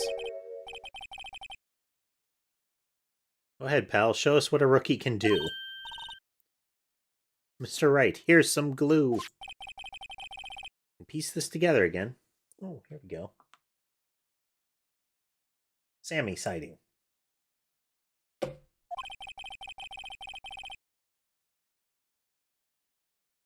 Put this back together, it'll prove Chief Gant was knowingly hiding evidence. Here goes.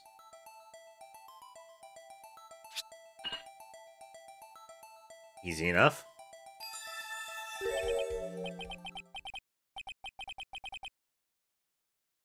It's like a charm. Of course, that means Chief Gant willingly and knowingly hid a piece of this jar in his safe.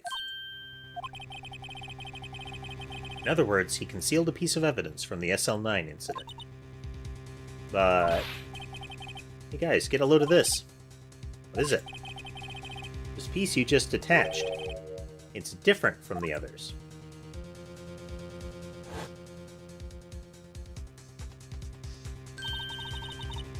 Reddish line on it. A reddish line. That's blood. I don't get it. Why would Chief Gant hide this in his safe?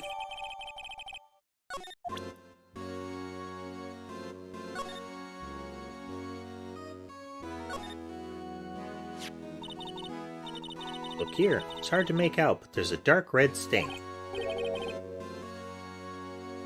Looks like blood. This piece the Chief has is different, though. The bloodstains on the other pieces are just spots. But this one's a line. That is odd.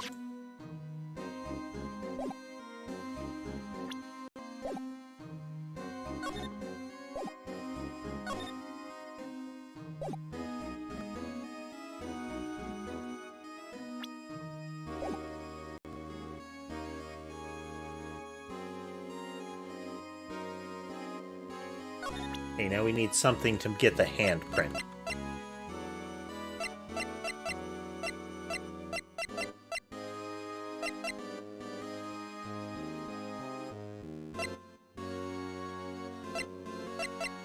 This is from Marshall's locker, Jake Marshall,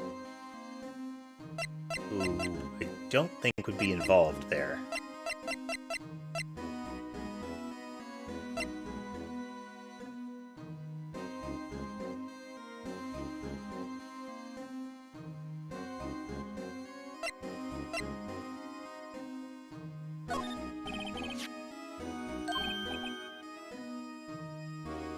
Take some fingerprints.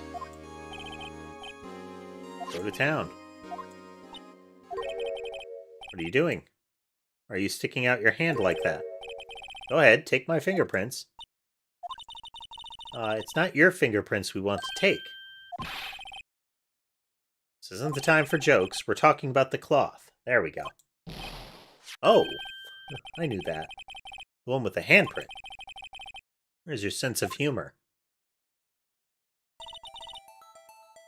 Check for prints, sprinkle powder, then dust away.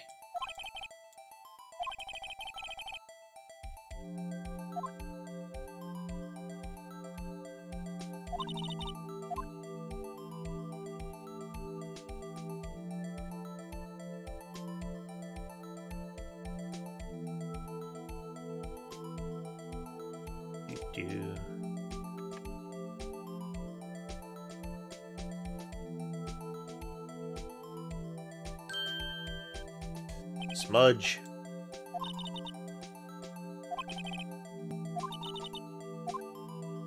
Too smudged.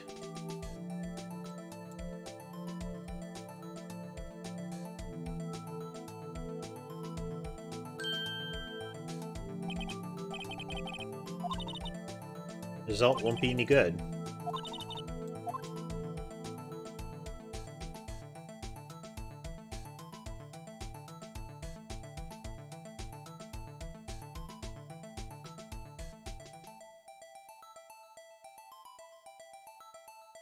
That's a pretty good one.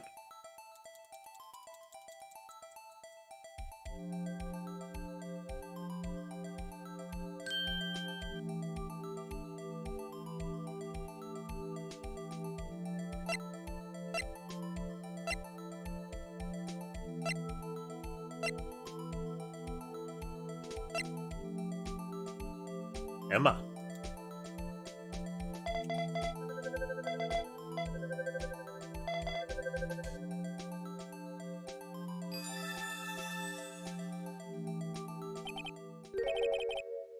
this be?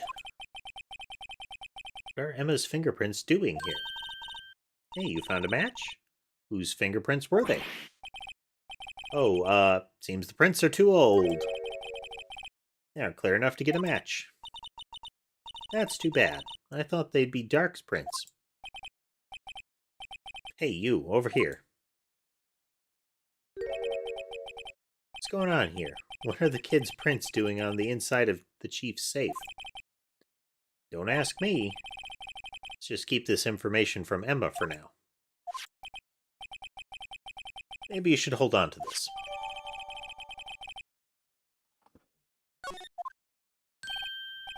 Well, was I any help? Of course. Thanks to your ID card, we'll be able to get some hard evidence. Now, that's not very kind, is it? Enter Damon Gant. In other words, if it wasn't for his ID card, he would have been useless. Isn't that right, you in the coat? Chief Gant. We didn't think you'd be back so soon.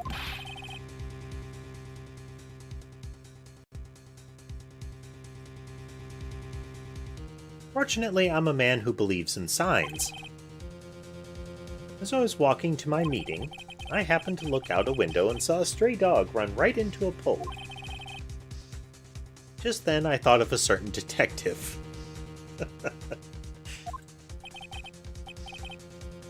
When he sees a simple animal concuss itself, he thinks of Gumshoe. Do you mean me, sir? Now then, I'm afraid I'm going to have to ask you all to leave. Sorry. Oh, you in the coat. Me, sir? Drop off your ID on the way out. You won't be needing it anymore. But, sir... Now get out. Angry Gant. Yes, sir. There's always that... Like, Gant frequently pauses for upwards of, 3 or so seconds. At times like that.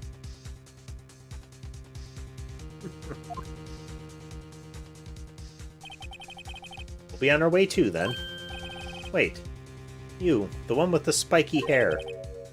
Don't go yet. Me, sir? I'd like a word with you. But sir, I'm not a licensed scientific investigator yet. You with the spiky hair, you're free to go. Ah, okay. Had that backwards. He wants to talk to Emma.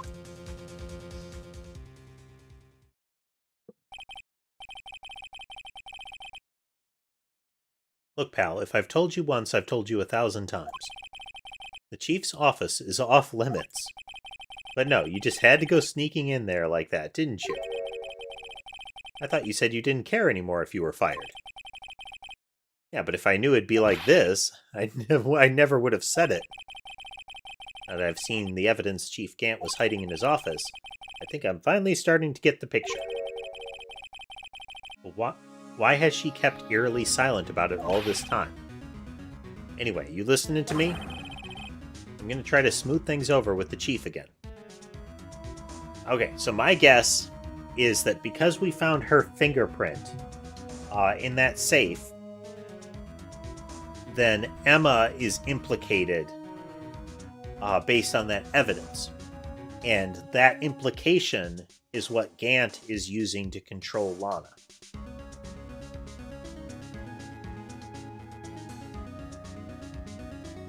Yeah, Gumshoe gets kicked around a lot in these narratives, Angel. Usually right after he blunders. Frequently, a running gag in a lot of the plot lines is that Gumshoe will indicate that they have missed something or made some sort of mistake during the trial. And the prosecutor will comment about how the next time his bonus is being discussed, that he's going to be unhappy. And that has culminated in some times where Gumshoe talks about how he can't afford ramen, that kind of stuff. Like that's gonna break the bank for him. And I don't mean fancy ramen. Later, pal. After that, I heard from Emma. She said the police wanted to ask her some questions. So she'll be busy for the rest of the day. Yeah, they're effectively using her as a hostage.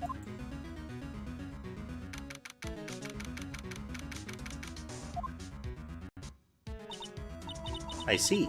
So the chief asked Emma to come in for questioning. It's no use thinking about it. Tomorrow's the final day in court. I'm committed to doing everything I can to defend you, which is why I'm here. But I already told you all I can. What you've told me over the past couple days is absolutely nothing. Not a single useful thing.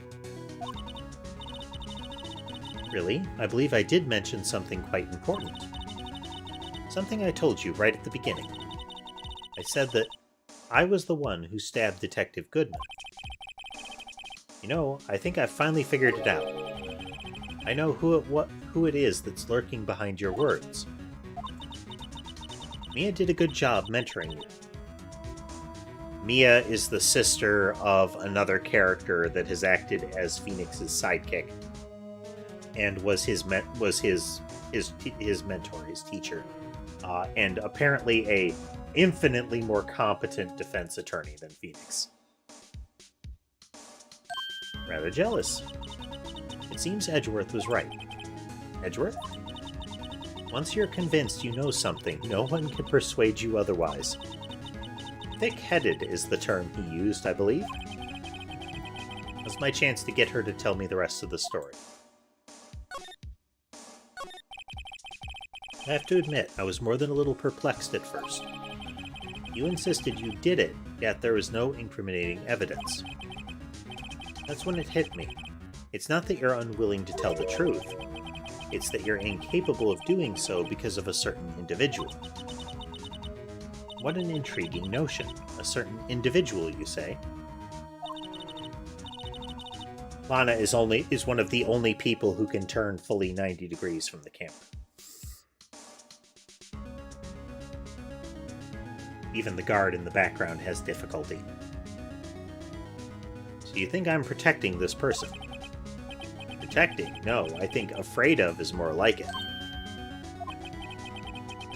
If I'm not mistaken, the person in question may have persuaded you to silence. For argument's sake, Mr. Wright, whom may I ask is this person you're speaking of? The one I'm supposedly so frightened of. What is this person's name? Oop.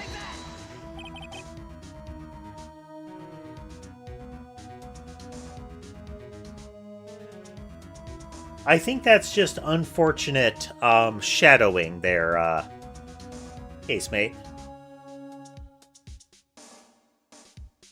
Like, they've got the shadow on the underside of his nose super dark compared to much of the rest of his face, but the shadowing lines up with the stuff right under his hat.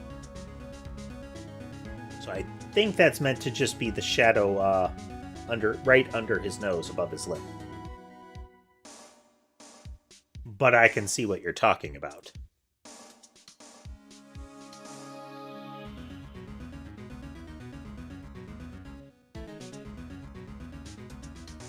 It also doesn't help that in the transition from like DS era to the PC remake, background images like this often got a little fuzzier.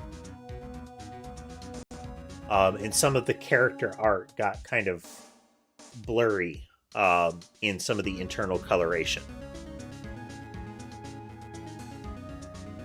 So some of the things that might have been sharp lines became much, much softer.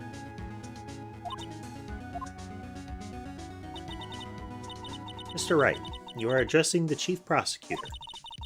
Do not forget your place. I take it she's still not ready to spill the beans. My apologies. Could you please tell me a bit more about what you think you know?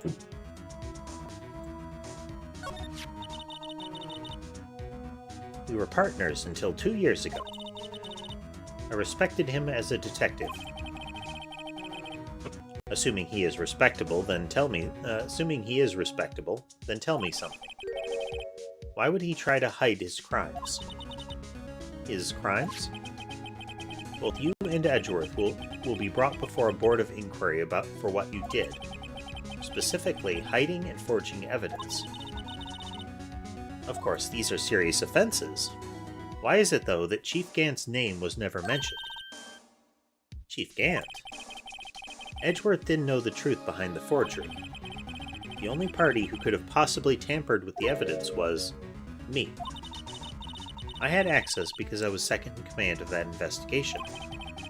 Yes, you, but also one other, Damon Gant.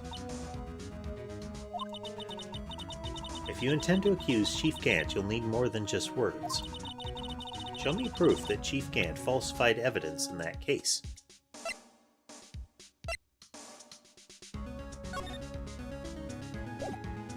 Make this list. I just found this in a safe in the Chief's office. This jar piece and this piece of cloth. Any of the things you found in his office seem to trigger this. Because he calls out the cloth, the jar piece. And I suspect they're listed on the second half of the evidence list. These are pieces of evidence from the SL9 incident. The person concealing evidence was none other than Chief Gant himself.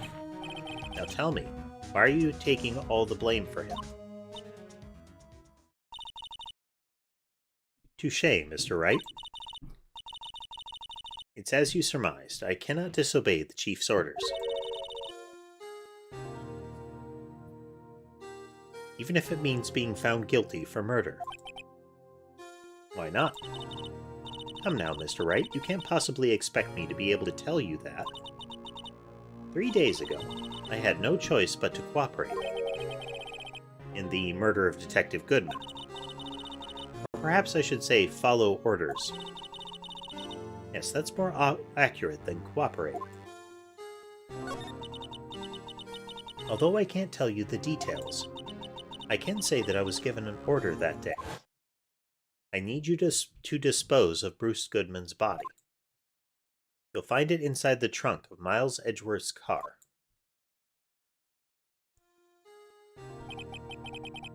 Just as I suspected. Despite what everyone believes, you were not the one who murdered Detective Goodman. Correct. I was trying to take the body out of Edgeworth's car. The trunk's lock was broken, and I discovered that murder weapon while inspecting the body. The murder weapon? You mean Edgeworth's knife? No. When I found the body, this knife was stuck in. Ah, okay, that's why she was spotted stabbing him. Because she took that knife, wrapped it in her scarf, and stuffed it in the muffler. Then she used Edgeworth's knife, which was in the trunk, and stabbed it into the body to change the murder weapon. I couldn't just leave that knife in him. So I took it out and stabbed him with another knife. That would be Edgeworth's knife.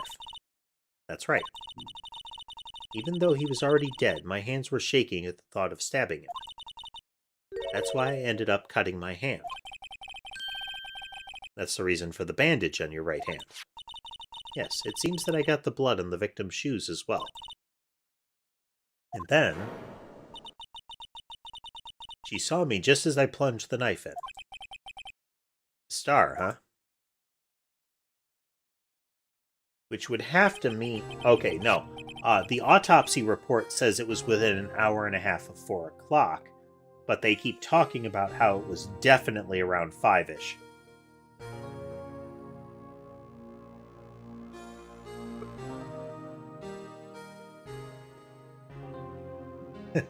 That's right, casemate. Let me re-stab him serial killer style instead of just, sliding the knife into the cadaver here.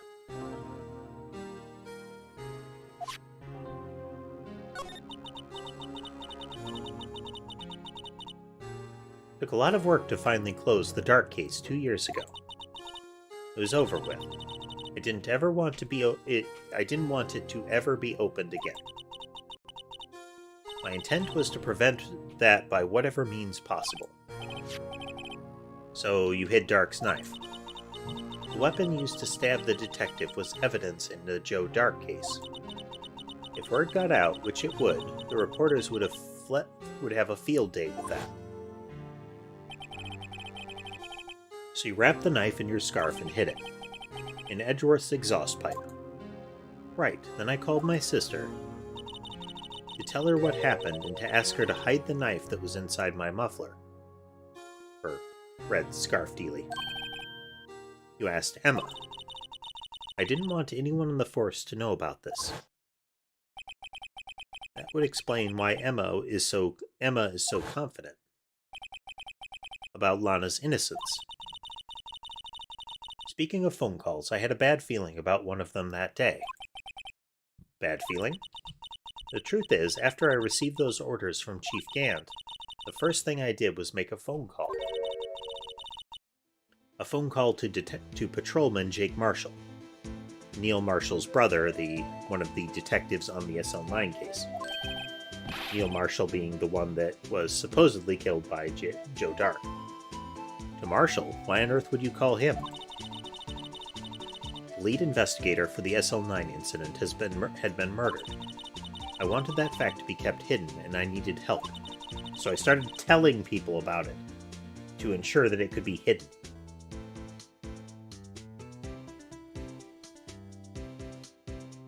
He was the only other person I could trust. Or at least, I thought I could trust him at the time. However, it seems that after I spoke with him, he went off on an escapade of his own. He posed as Goodman and attempted to steal the SL9 evidence from the locker. Because he didn't realize the evidence lockers are fingerprint locked, because the readers are concealed.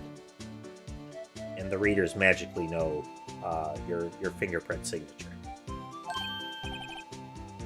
Oh, you mean, not wanting the case to die, he decided to take things into his own hands.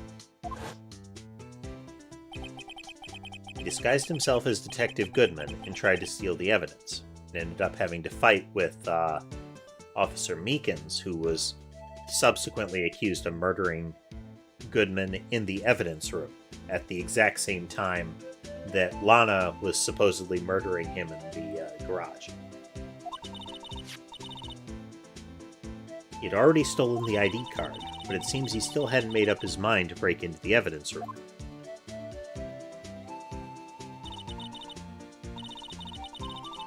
The theme that is playing right now is Jake Marshall's theme. After my phone call, any remaining doubts he had must have disappeared. So your phone call caused the incident in the evidence room.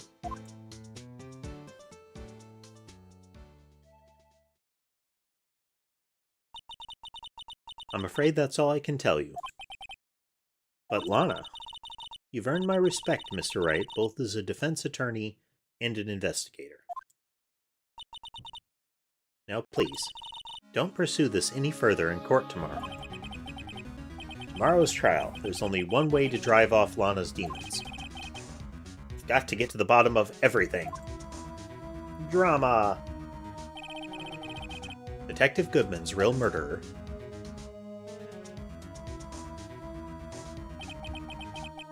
And what went down in the chief's office 2 years ago.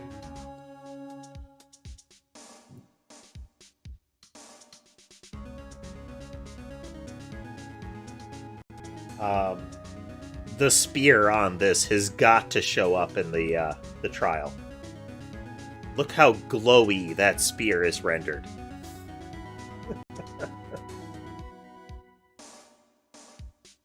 They're like, it's in the foreground, and they've actually got it heavily illuminated. Like, look at the spear. Look at it.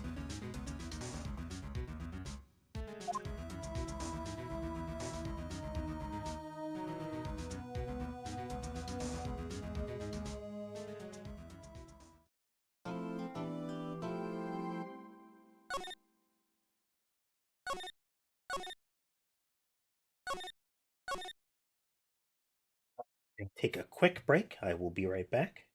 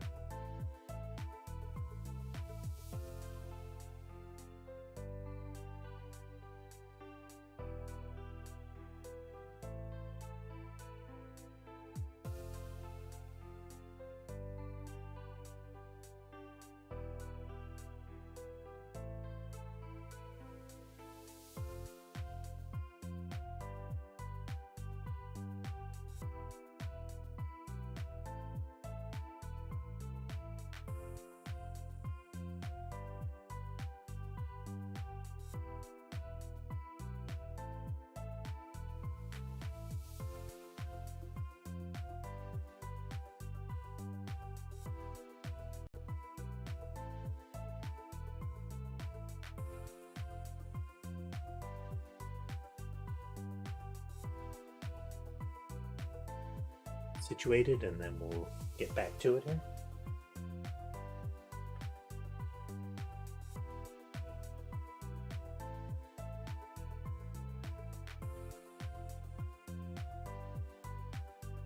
Rashak needs a little extra attention, so I had to get him a little food and give him some head scratches.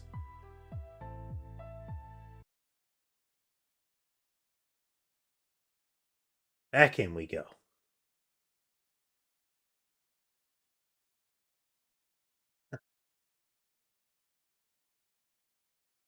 Where'd the cats go? Well, they scattered all over because I was moving around.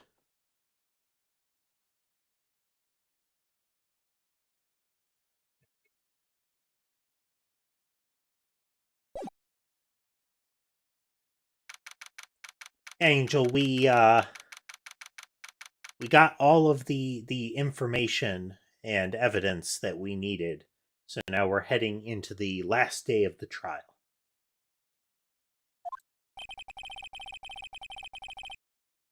That's another aspect of the terrifying legal dystopia this game is set in, is all trials are conducted in 3 days. Period. If you aren't conclusively found innocent by the end of the 3rd day, you're done.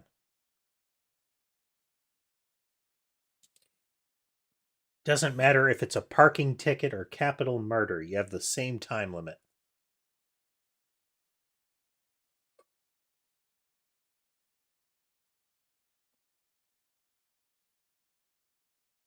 Defendant lobby, all right, but there's no defendant.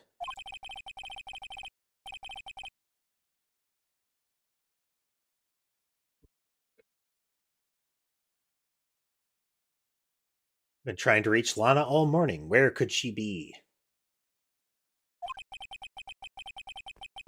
And where's Emma, for that matter? It almost seems as if something's been happening behind the scenes. Edgeworth. Knowing you, you've already figured it out. Who the owner of the 7777777 ID number is, that is. Well, I have a pretty strong hunch. Looks like I'm not the only one who's figured it out. You know, I'm the only reason this trial hasn't reached a... The only reason that this trial didn't reach a verdict yesterday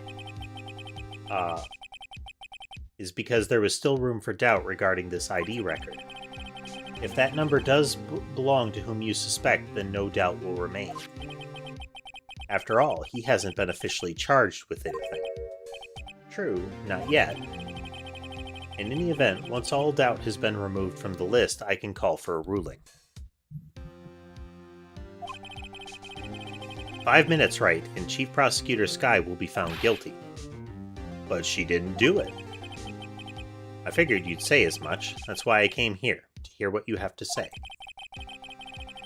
The first time he's ever done something like this. Lana's hiding something, and the only way we'll ever know the truth is to draw it out of her. The truth?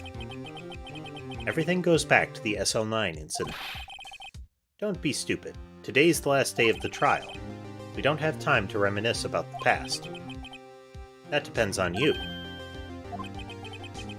If she's found guilty, you'll lose your only chance to find out what really happened. I'll think about it. See you in court, Wright?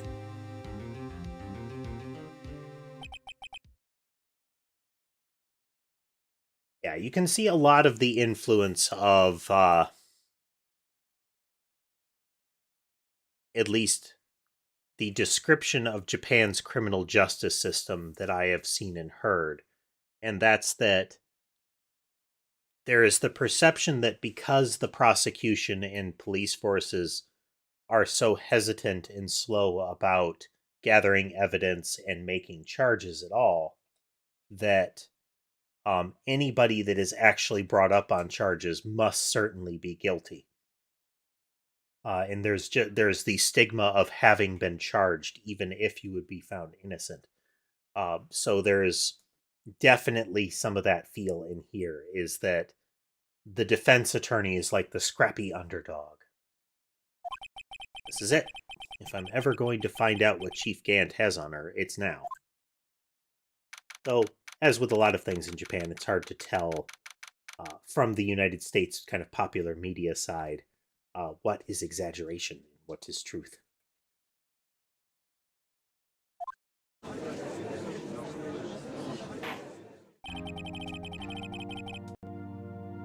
Court is now in session for the trial of Miss Lana Sky.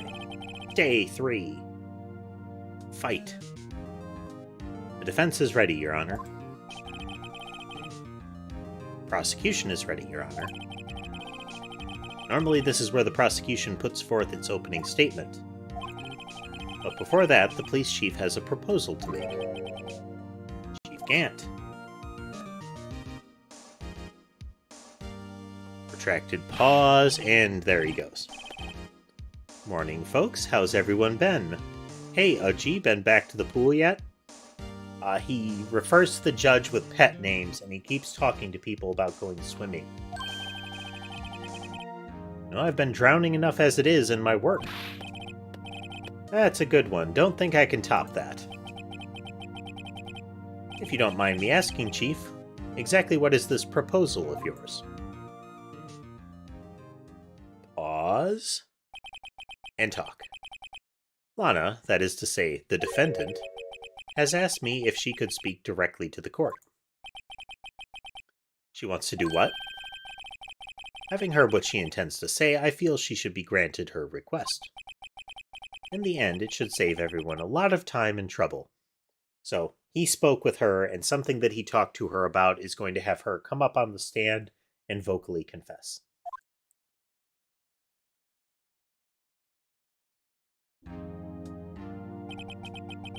What's this all about, defendant? I'd just like to make one simple request and I'll be finished. Well then, what's your request? Your Honor, I'd like you to put an immediate end to this trial. Aw.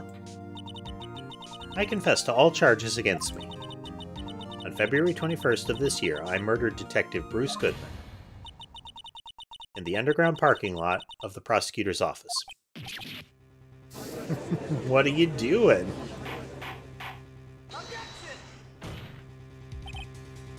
You can't. Your Honor, the defendant's claim does not change the defense's plea. In that case, Mr. Wright, I no longer require your services. But Lana. Your Honor, I hereby forfeit my right to an attorney.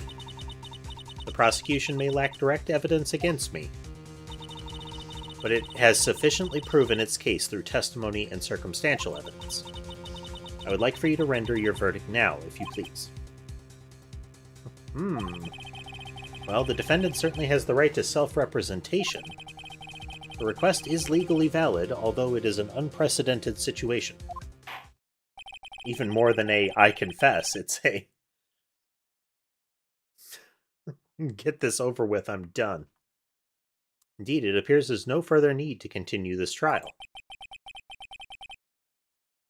Even if Mr. Wright may feel otherwise. This can't be happening. It appears the time for a verdict has arrived. This court finds the defendant... Pause. Edgeworth. One moment, Your Honor. Mr. Edgeworth, the prosecution has not yet proven the defendant guilty beyond reasonable doubt. The beyond reasonable doubt portion in this whole Phoenix Wright court world is wiggly at best.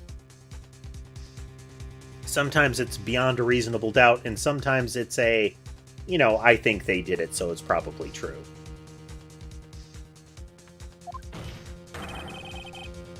Any ruling at this stage would certainly be premature. Come now, Worthy. I understand this is a difficult time for you, but why don't you just be a good little boy and keep your mouth shut,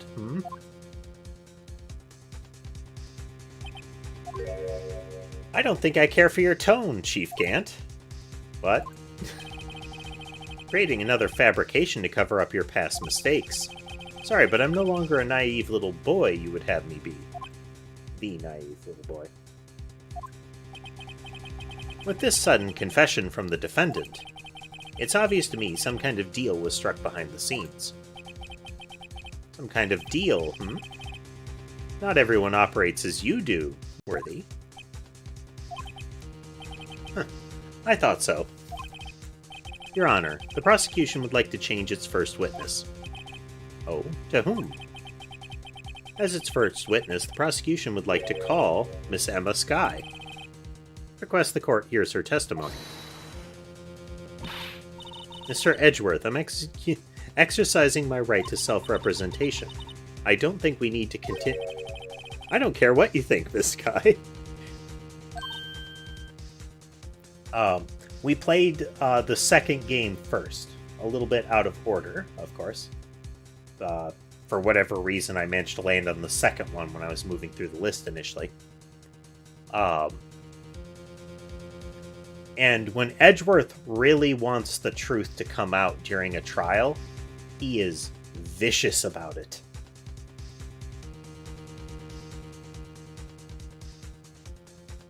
Was it? If you want to die, then if your intent is to die, then before you do, I will have the truth from your lips. Was one of the lines, I think.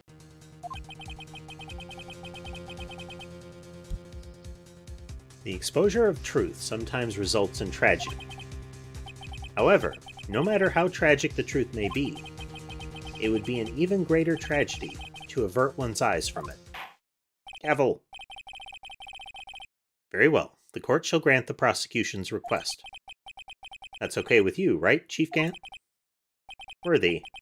You'll live to regret this. Mark my words. Edgeworth is already resigned to his fate. He has nothing to lose. Miss Emma Skye, please take the stand. Looks like Edgeworth has decided to take the horse by the reins.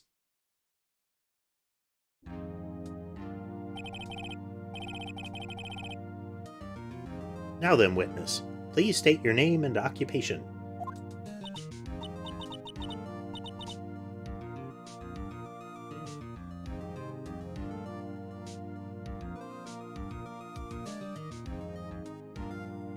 My name is Emma Skye. My occupation? I'm Lana's little sister, and I want to be a scientific investigator. 2 years ago, you encountered the serial killer, Joe Dark, of the Joe Dark Killings. Is this correct? Yes. I'm trying my hardest to forget about that, though. I'm sorry, but I'm afraid I'm going to have to ask you to recall those events one more time. Mr. Edgeworth, please remember this trial concerns the murder of Detective Goodman. Is an incident that was resolved 2 years ago really all that relevant? Yes, it most certainly is. Pause. Well, okay then. It is still amusing how often the judge is just steamrolled in these proceedings. Like, you can tell it's on the tip of his tongue. He's like, I would like an explanation, but they just sort of stare him down. He sure gave in fast. Now, please testify about what happened to you 2 years ago. The trip to yesteryear has finally begun. Bound to lead to the truth behind this trial. Dramatic zoom in. I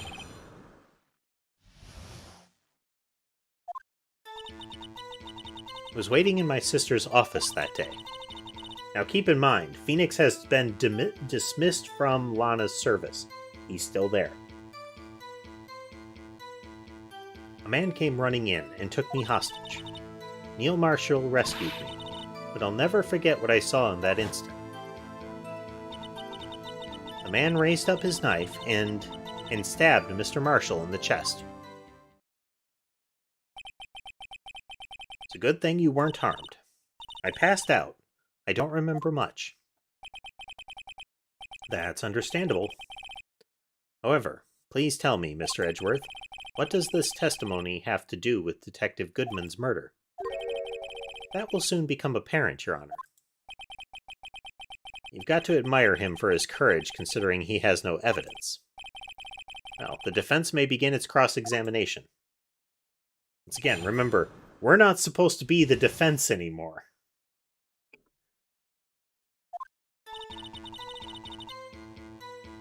But we're still gonna act like it.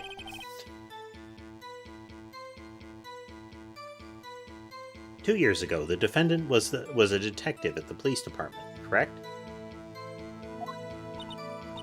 Yes. 2 years ago, your sister Lana was. She was second in command under then Deputy Chief of Police Gant. My sister, she was the best detective ever in the whole wide world. Yes, I remember. Deputy Chief Gant and Miss Skye used to be quite the pair.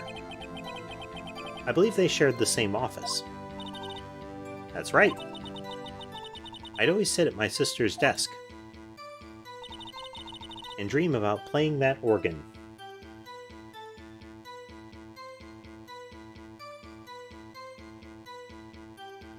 Ember is stretching. Oh, no, I mentioned her.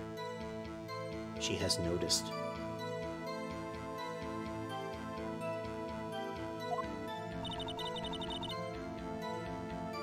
I wanted to play it that day, too. The police department and the prosecutor's office held a ceremony that day. So, Gant and Lana at the time. Lana was a second-in-command detective on a case, and Gant was the deputy chief of police, not the chief of police. But they worked in the same office on the 15th floor of the building in a palatial office room with a gigantic pipe organ. Is there another room where the chief of police actually is that has, like, vaulted cathedral ceilings made of gold to give the Imperial Palace on Terra, fits of shame?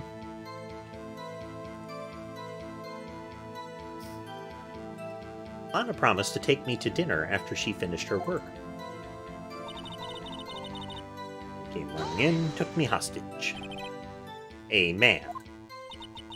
Yes, Joe Dark. He was a serial killer.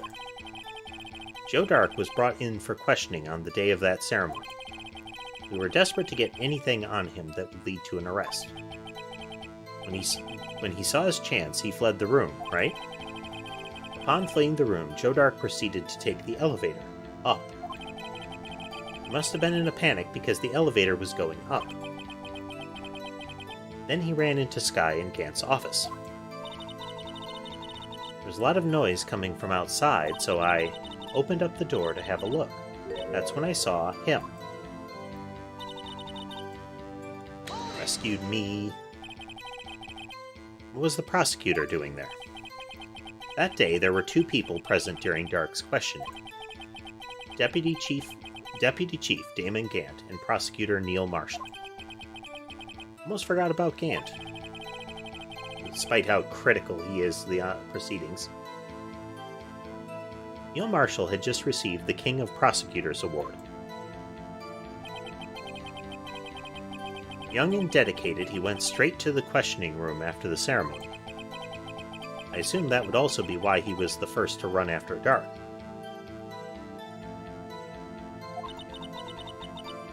When Dark grabbed me, I thought I was as good as dead. And that's when Prosecutor Marshall came running in.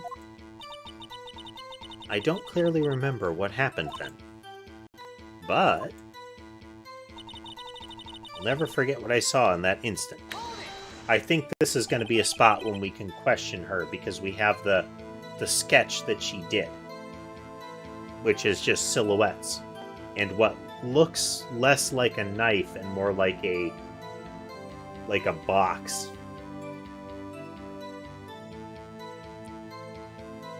Can you tell us about that? Mr. Marshall jumped on Dark. Just then, the lights went out. The lights? It was just about this time of year, There was a terrible storm going on, and lightning struck nearby. So the electricity went out. Wait a minute. If it was pitch dark in that room, you shouldn't have been able to see anything, right? Right, but just then lightning flashed again outside. That sudden flash left an unforgettable image of the scene in my mind. I see. I told the detective about what I saw then. The detective. Yes, Detective Goodman. He was in charge of the case. Detective Bruce Goodman, the victim. So you spoke with Detective Goodman about this 2 years ago. There are plenty of situations where they present you with a false choice. Things like, oh man, do I give up or do I press on? And the circumstance is they're about to give a guilty verdict. Do you want to object? And the option is object or game over in reality. That's what's so scary about this trial. And you told Detective Goodman about what you saw? Yes, but at the time, the words just wouldn't come out. That's why I drew a picture. A picture. Well, Mr. Wright, have you heard enough? This picture the witness drew. I believe it has a very important meaning. But the list of evidence I was given 2 years ago didn't contain a picture. Witness, would you mind if you added this statement to your testimony? These are critical moments. If you can get them to add a statement to the testimony like this, that's usually where you need to challenge something with evidence. Yes, Your Honor. I drew a picture of that scene once, but it seems to have been lost. So this is where we're executing our special strategy, which is save constantly.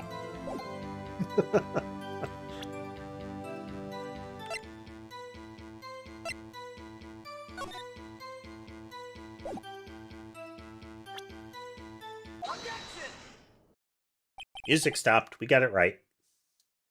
Mr. Edgeworth. This little girl put all her heart into drawing that picture. And yet you would insist on denying its existence. That drawing should be on a refrigerator for an indefinite period of time in a kitchen. Hey, I'm not the bad guy. All I'm saying is that as a prosecutor for that case, I wasn't handed such a picture. That may well be. But that doesn't mean it doesn't exist. This is the evidence list for the SL9 incident. Please turn it over, Your Honor. Turn it over. Turn it... What's this?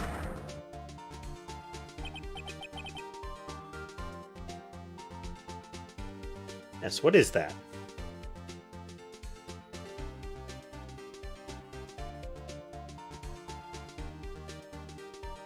Does the game count with a story? I'm not sure I understand the question, Angel. What is that? Hey, that's the picture I drew. Indeed, two men appear to be wrestling here. There is a continuous storyline in that characters and references to prior trials happen repeatedly. There's an ongoing narrative with like Phoenix and Edgeworth and their history together.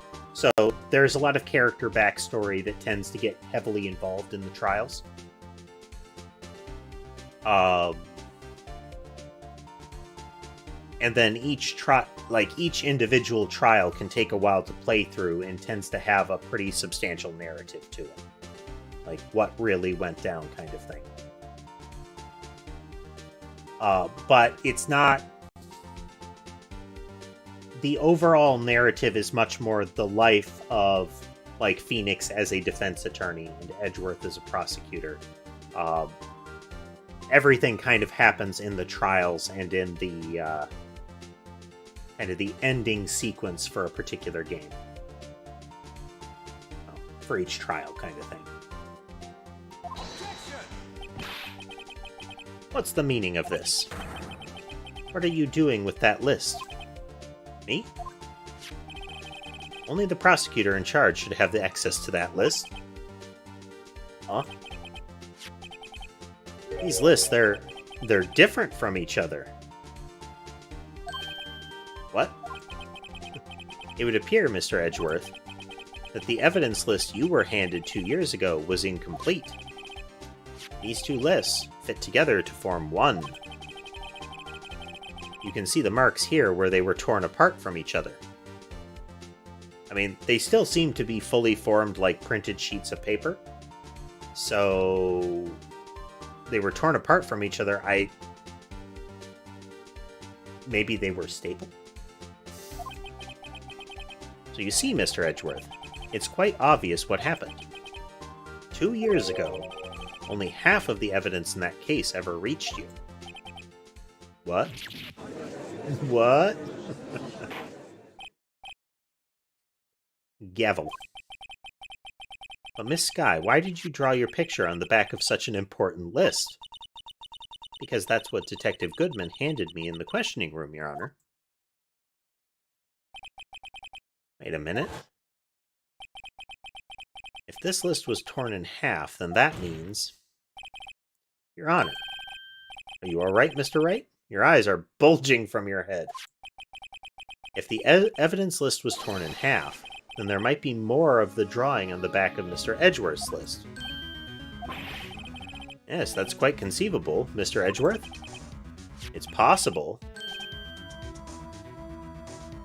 So, we had an incident like this in a prior case.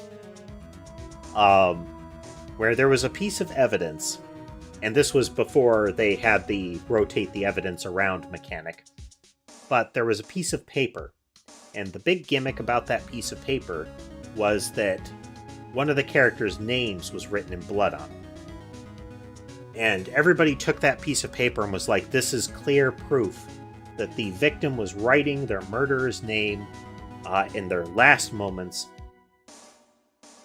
And so that was decisive. That was the thing. Was that message written on this little strip of paper.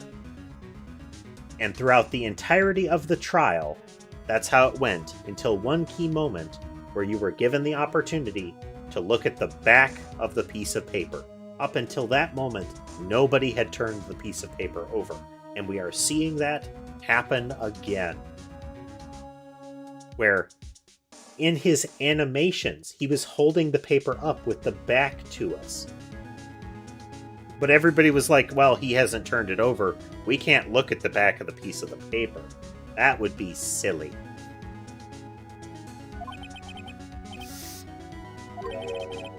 Is something wrong? You even have to ask? Sorry, Your Honor. I just had a small aneurysm. There is indeed something drawn on the back of my list that I have somehow overlooked, and overlooked for a protracted period 2 years ago.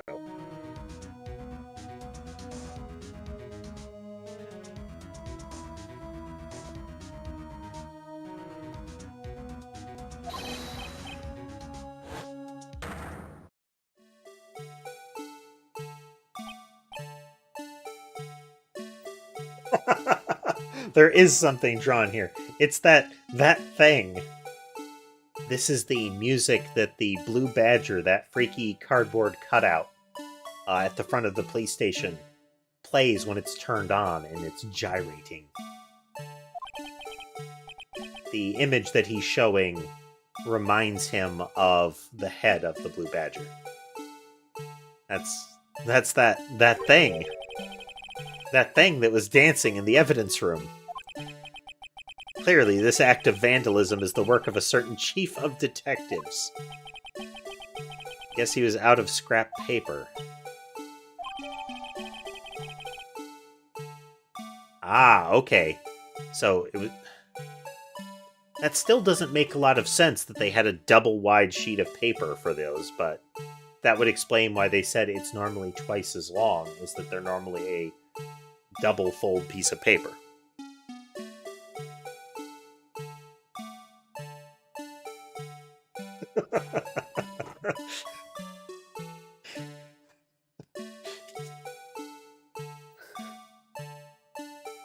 That's right, casemate. It's that moment where they're like, "Are you okay, sir?" And blood just runs out of one nostril. There's a pause, and then they're like, "No, everything's okay."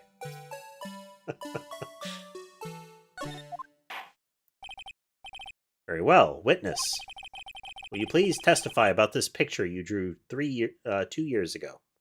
Let me just take a look at this real quick.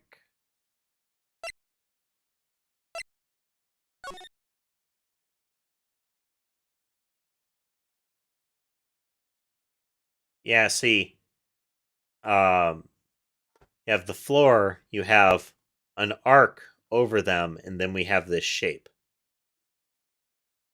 I wonder if this is to do with that vase.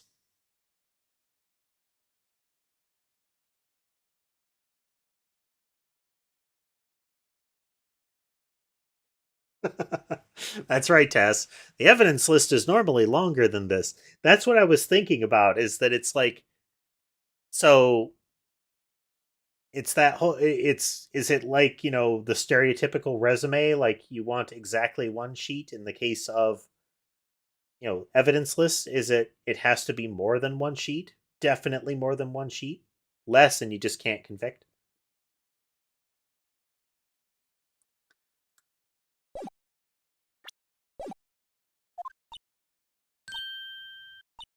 Huh? Oh, yes, Your Honor.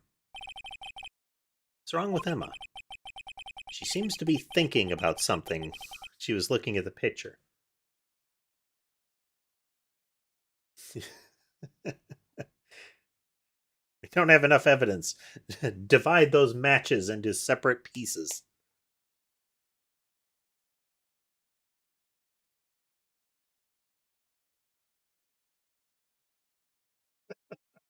We get exactly 2 sheets of paper to have all of the evidence in the trial. Pick only the best pieces that will fit on that sheet of paper.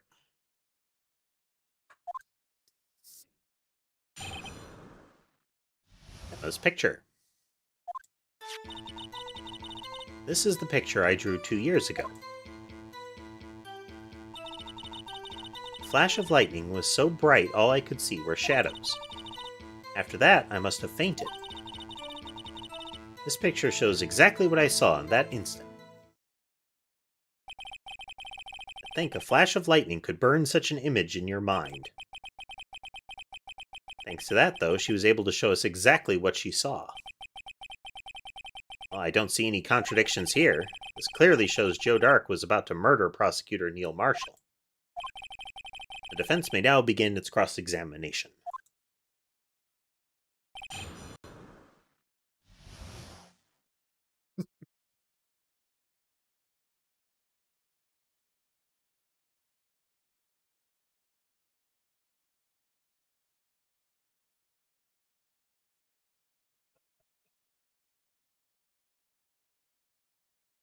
I suspect it's, if that sort of thing happened, if they couldn't fully describe the piece of evidence in the single line allotted to it, they just simplified tasks.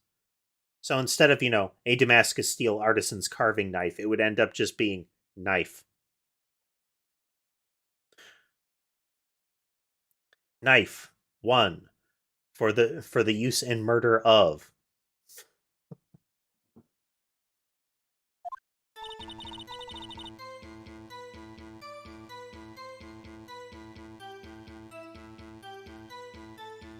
It's the picture I drew 2 years ago. Did you draw this picture right after the incident? I think I drew it 2 or 3 days later. At first, I was in such a state of shock that I couldn't do anything. During that time, the investigation team was reorganized. Detective Goodman was placed in charge, under the direction of Damon Gant and Lana Skye. 2 or 3 days later, the memory should still have been fresh in her mind. Everybody knows that eyewitnesses remain reliable for up to a week. After that, they start to spoil.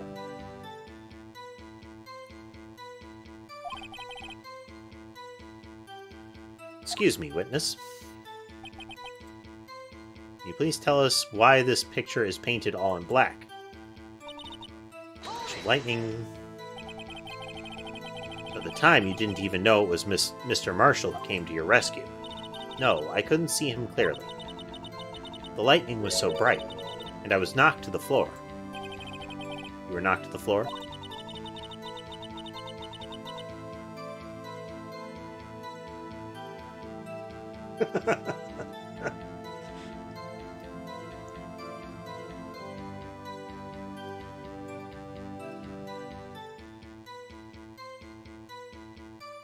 Yeah, weird stuff starts to happen when you start having unusual length requirements on text.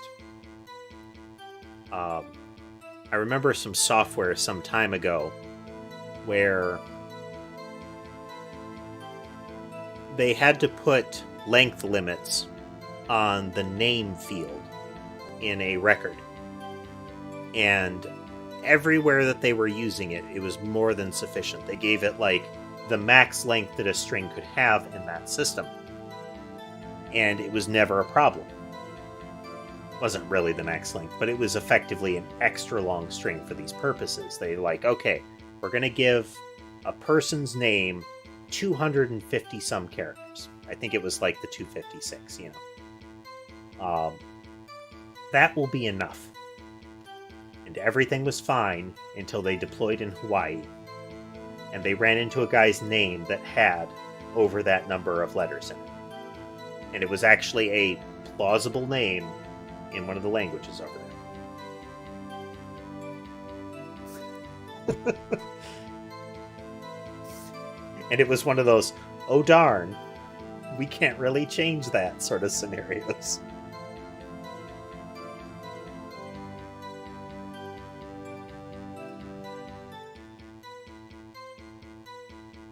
Mark had a tight grip on me, but when Mr. Marshall jumped on him, I was knocked away. I turned around, and that's when the lightning flashed.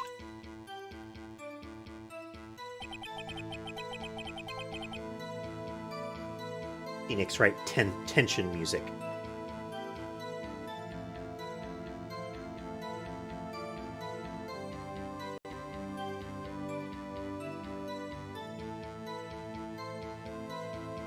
Yeah, those names can get plenty long, and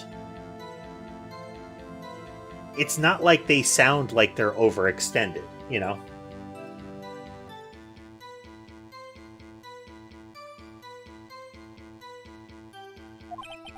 Or Emma, I'm just glad she wasn't hurt. What happened after the lightning flashed?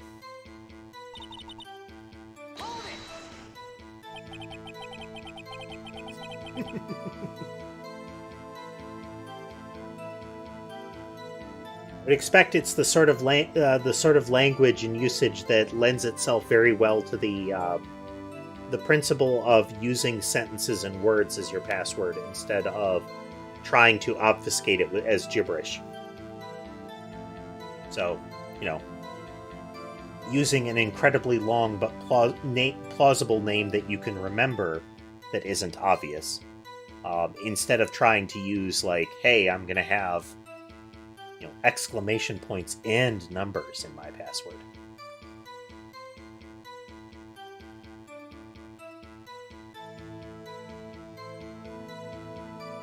I think most of my passwords end up being in the 15 to 20 character range for that sort of reason.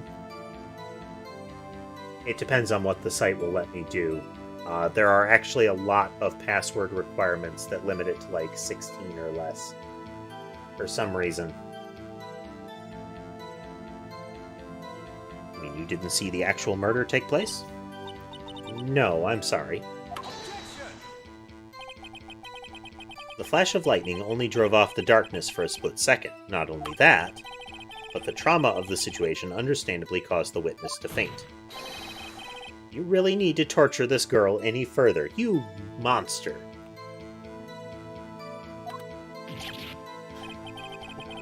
What? I'm not the bad guy here. Anyway, this picture shows exactly what I saw in that instant. Sorry for asking so many times, but are you sure you drew exactly what you saw? Of course, this is the exact scene. wasn't influenced in any way from your talks with the detectives. Are you insinuating we somehow manipulated her memory, Mr. Wright? No, of course not. You can't do that with an eyewitness. Their memory is perfect and infallible, and could not be manipulated or suggested to do otherwise. Better watch out or he might find some way to cut my salary. Referencing all the times that he threatens Gumshoe. Drew this picture before I heard anything from the detectives, so I don't think anyone's story would have influenced me. Mr. Wright, is there something that's bothering you about this picture? Huh? Oh, well... That's strange. She claims this is exactly the scene that was imprinted on her mind, and yet... there's clearly a contradiction here.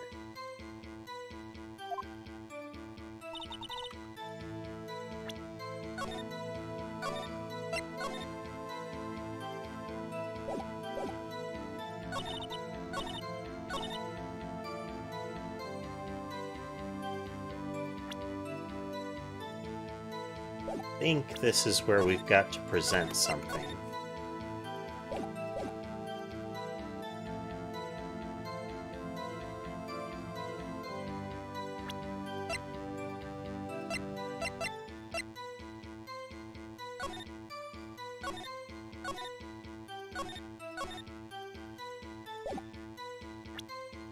Here we go.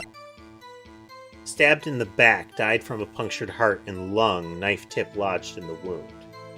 I think this. Yeah. This would be a stab in the front. Or perhaps multiple stabs with defensive injuries. Unless that, you could also assume that the scuffle had the guy on the floor further thrown to the ground and then stabbed in the back. Hate to be the bearer of bad news, but this picture the witness drew contains a blatant contradiction. Yeah, the way they described that wound, casemate, it was also a single knife wound. And the knife wound goes through a lung and into the heart. And also apparently snapped off the tip of the knife, which means it probably wrenched across the ribs at the time. It was not a pretty stab.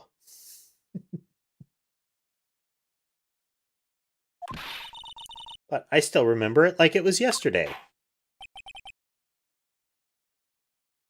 Mr. Wright, perhaps it would be faster if you simply pointed out this contradiction for us. What part of this picture contradicts the autopsy report?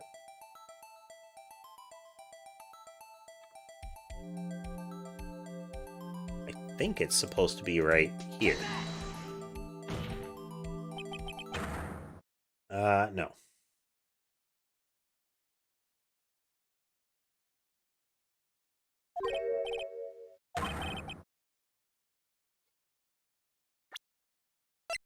Now let's redo this here.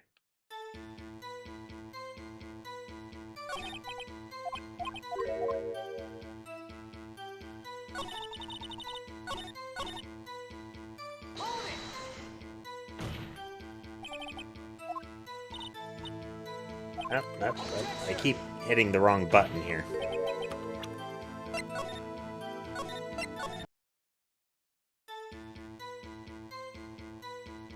Interesting. That would imply that there would have been a second stab wound on them then. Because if the knife came in from behind, then as you're saying, it wouldn't be able to do that.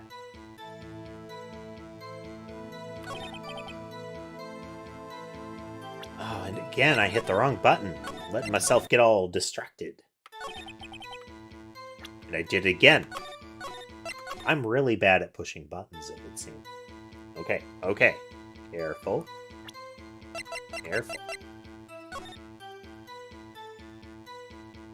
Oh yeah, cause of death, loss of blood from a chest wound. Yeah, it'd still be a chest wound.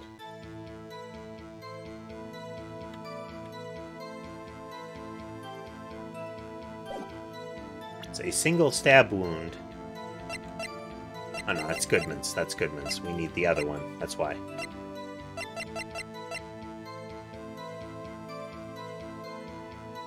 Stabbed in back.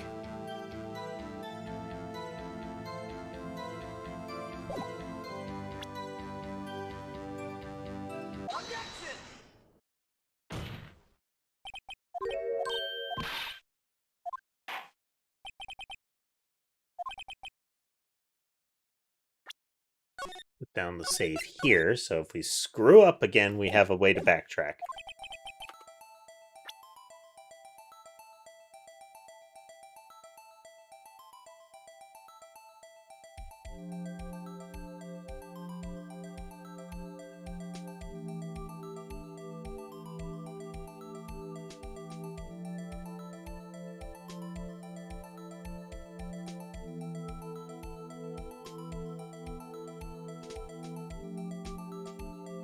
Oh, around here didn't work. What about the knife?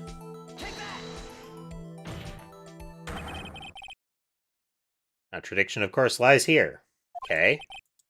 Look at the knife the man is holding. If you look closely, you can see its tip is broken. Even I don't have to look closely to see that, Mr. Wright. It's not what I was expecting to be the issue. But Mr. Wright, look at the evidence. See the murder weapon? Its tip is broken too. If I recall, the tip of the knife was found broken off in the victim's body. It's conclusive piece of evidence that proved Joe Dark was the murderer. I'm afraid it's not so simple, Emma. And where, pray tell, could you possibly see a problem? It's obvious, really. The victim suffered a single stab wound in the back. If the victim was only stabbed once,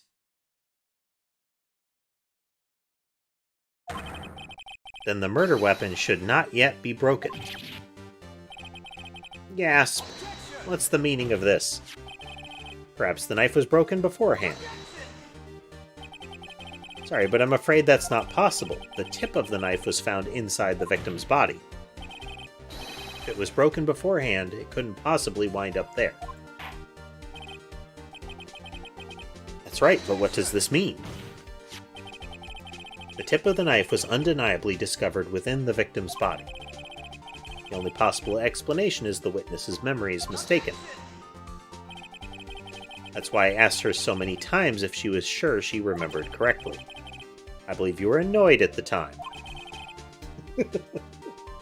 Little backhand there from Phoenix. But she was sure she remembered correctly. But there's no other way to explain this inconsistency. Not so fast, Mr. Edgeworth. There is another explanation. Have you forgotten already? About a little something called falsified evidence? You're treading on thin ice, Mr. Wright.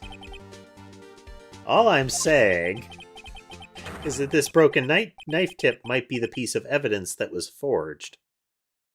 Look, I'm not saying you're you're helping falsify evidence and contributing to perjury and a whole bunch of other nasty, nasty things. But I'm not saying it either.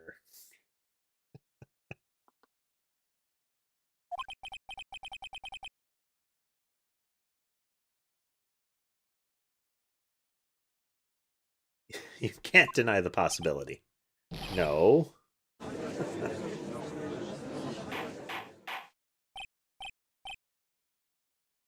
Gavel, gavel, gavel. Are you saying the investigation really was corrupted? Your Honor, please allow me to once again go over the events that took place the day of the murder. The police department and the prosecutor's office were holding a ceremony that day.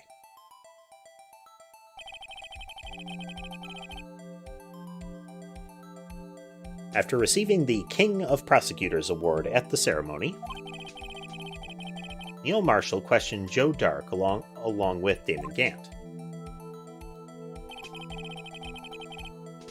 During his questioning, Joe Dark fled the room. Prosecutor Marshall chased after him and was killed by Dark.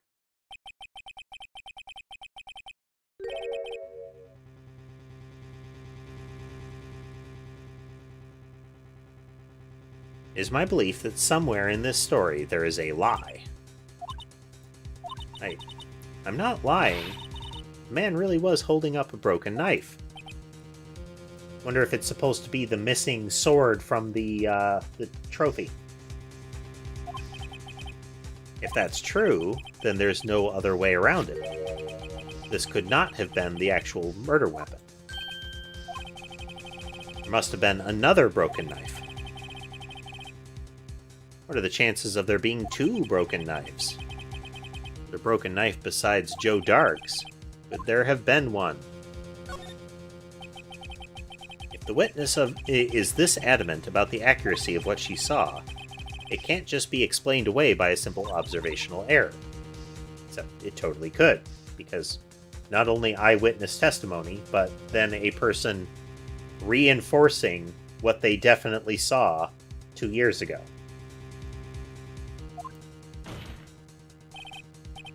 In that instant, Emma really did see a broken knife. I assume, then, that you have some information about this other broken knife.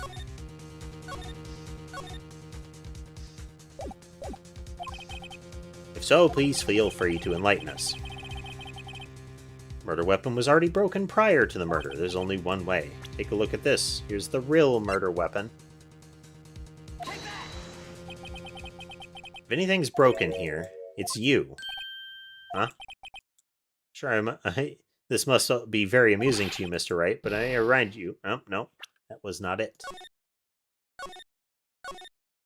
Okay, I need to show the picture then.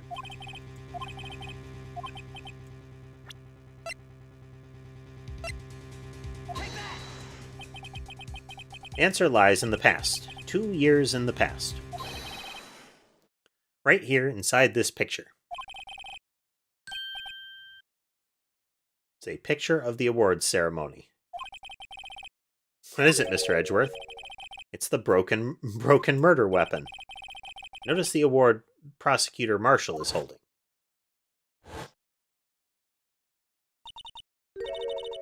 It's a broken knife. As we earlier concluded, the knife in the drawing was not Joe Dark's knife. That being the case, the knife the witness saw was in all likelihood from this award. Which would also explain why, about 2 years ago, the sword was no longer part of the King of Prosecutors trophy. Neil Marshall was awarded King of Prosecutors that day.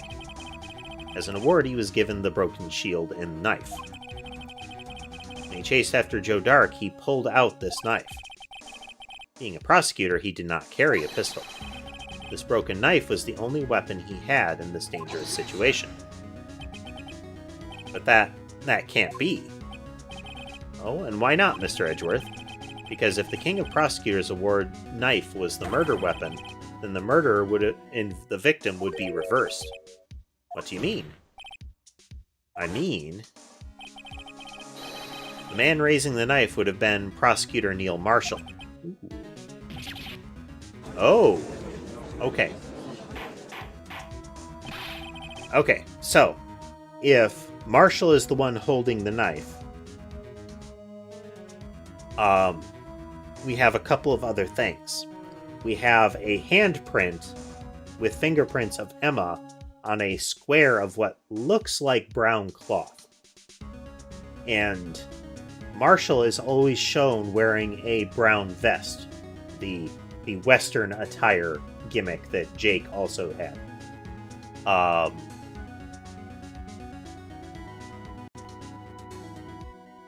What if, when she saw in that moment somebody that she couldn't see clearly holding a knife over another, that she gave him a shove? And again, where that, like, underneath you have the 3 bobbled thing over top of the picture, there is the vase over on the right side of the room near Gant's desk.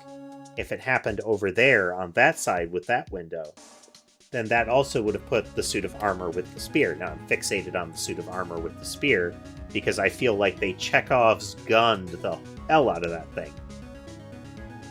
What if she shoved him onto it? So then it wasn't Dark that killed the prosecutor.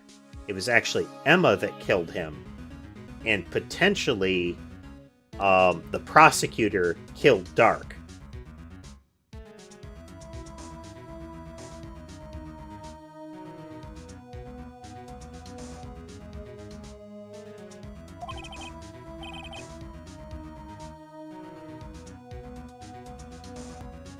What's going on here? It seems Mr. Wright has been a bit too eager to jump to conclusions. Wait, I remember now. I remember everything. Really, a master class in why not to trust eyewitnesses going on right now. Mr. Edgeworth. What is it? Could you show me your evidence list again, please? This list? The one with that picture scribbled on the back.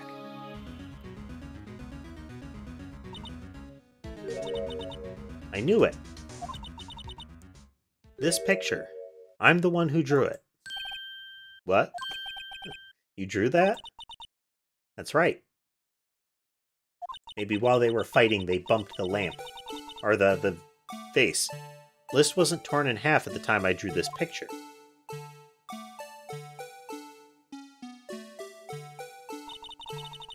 All this time I've been trying so hard to forget.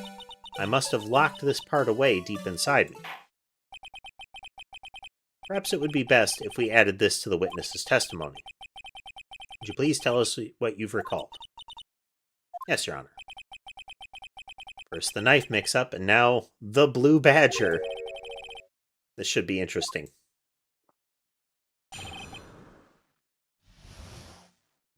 We're going to try to get to a breather spot before we stop here, folks. We still got time. Everything's fine. Ooh, high-tension music. We're going to plonk down a save so that I don't mess something up. When I saw that man raise his knife, I panicked and rushed towards both of them. I think I knocked away the man with the knife. Just then there was another flash of lightning, and that's when I saw the blue badger. He wasn't in the room, but I'm sure I saw his shadow. This is certainly most unusual. Try impossible. The chief of detectives hadn't even designed him until this year.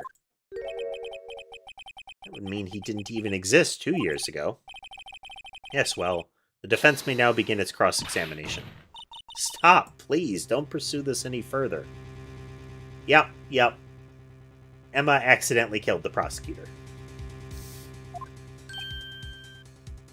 And that's what Gant is holding over Lana, is that Emma wasn't accused of that, and by Lana complying, she keeps that from happening, and by having if the SL9 incident was fully closed, so transferal went through with it, then it would be they couldn't reopen it, and then they would be in. Then Gant couldn't suffer if Lana went after her, and Gant couldn't hold it over Lana anymore. What's the meaning of this? Please remain seated in the defendant's chair. You can't do this. I've already confessed to the crime. Why can't you just leave it at that? Chief Prosecutor Sky. We've already come this far. It's too late to turn back.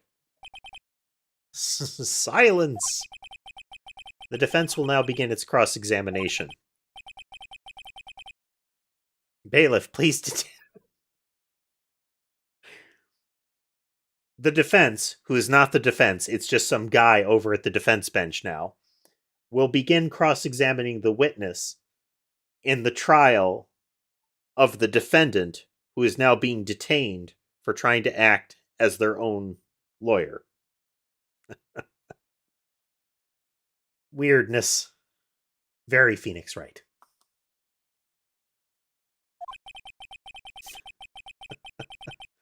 Seems we're finally getting to the core of the matter. It is hilarious how they're just like, get the defendant out of there. They don't really matter in this.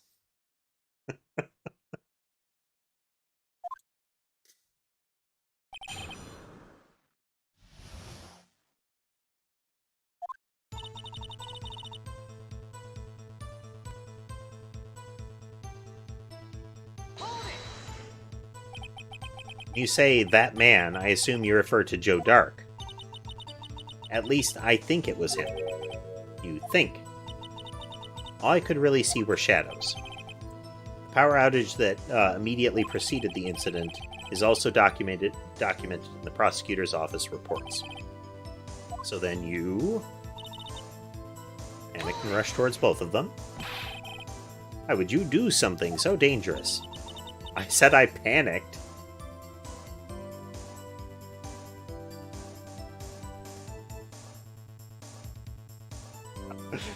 Exactly, Taz. Quiet, you. We're trying to pin blame on some other person.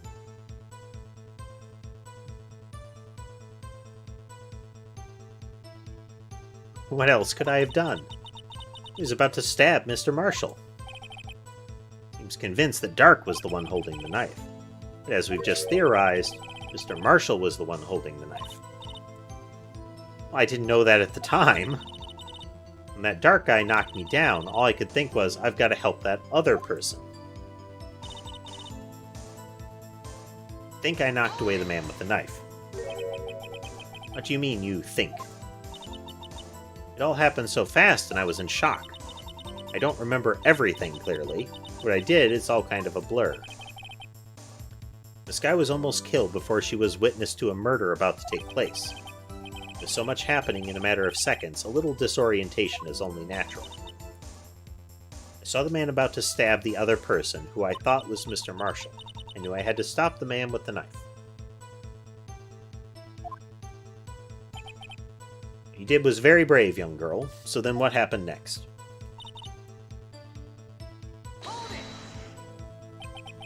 Are you sure about this?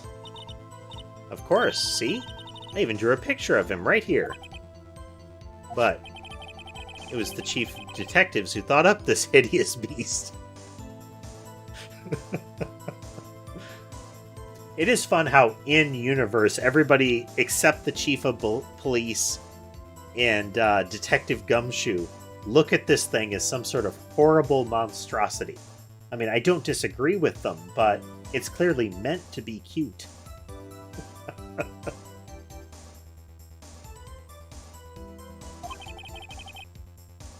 And that was just this year. Now, in the defense of the Chief and Gumshoe, as of a subsequent game, this thing appears on t-shirts. Like, at the very least, t-shirts given to police officers. So, they have escalated their merchandising.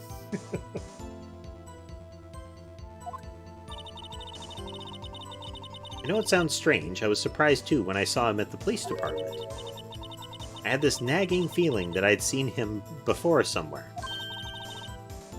Now I finally remember. Oh, brother. Just when you thought that thing had caused enough commotion.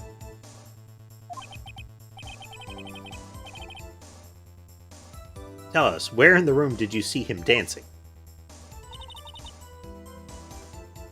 Wasn't in the room, but I'm sure I saw his shadow. His shadow? I mean, you didn't actually see his face with its winning smile and all. That's right, but I still remember it. He had 3 creepy horns. This is pointless. That thing couldn't have possibly existed 2 years ago. The witness must be mistaken. That may well be, but what's important is what caused her to think she saw what she did. Oh, and I suppose you have an explanation? Tell us what that shadow really was. Save. I think it's supposed to be that pot.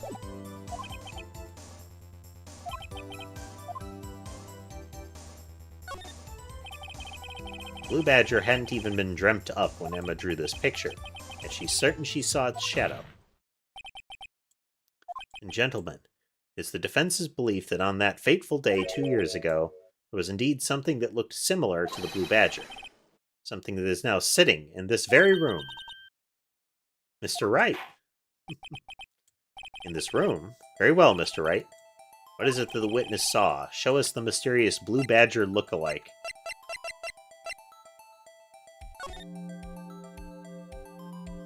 Just rotate it to be sure here. Yeah. 3 little bits.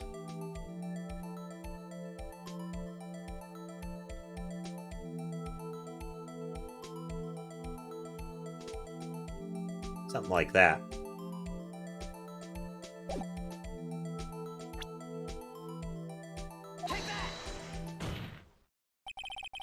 The mysterious Blue Badger was, in fact, this. But that's... what exactly is that? I believe it's some sort of jar.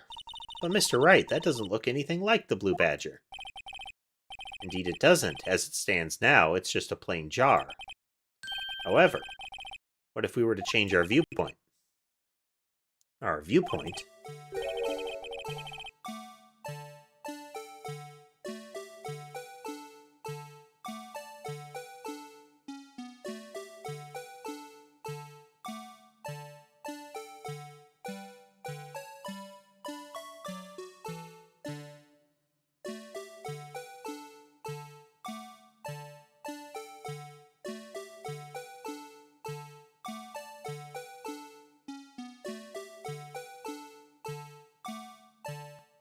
It's very awkward to use the controls this way.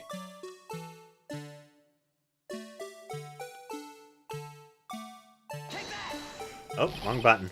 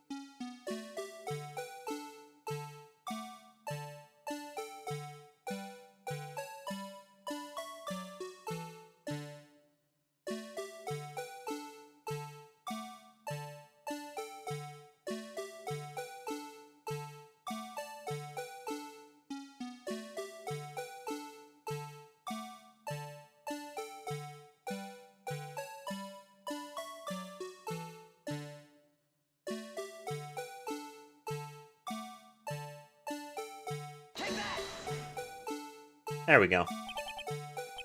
Well, is this a miracle or what?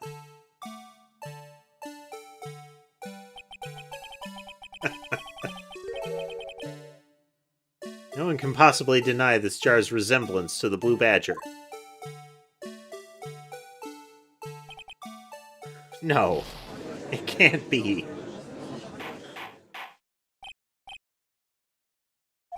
Gavel! The defense has proven its claim. The mysterious Blue Badger witnessed on the day of the crime scene was actually this.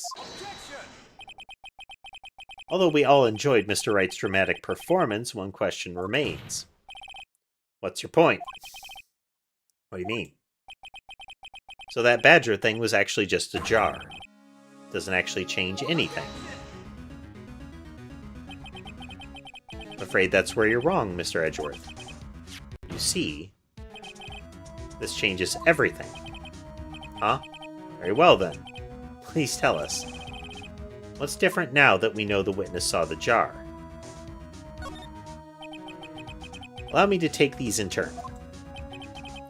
At the moment of the murder, the witness saw this jar.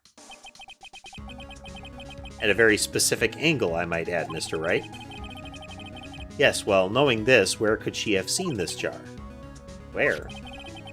The location of the jar is shown on the picture taken on the day of the crime. It's on a shelf in the office of Damon Gant. But the body was found lying near Lana Skye's desk.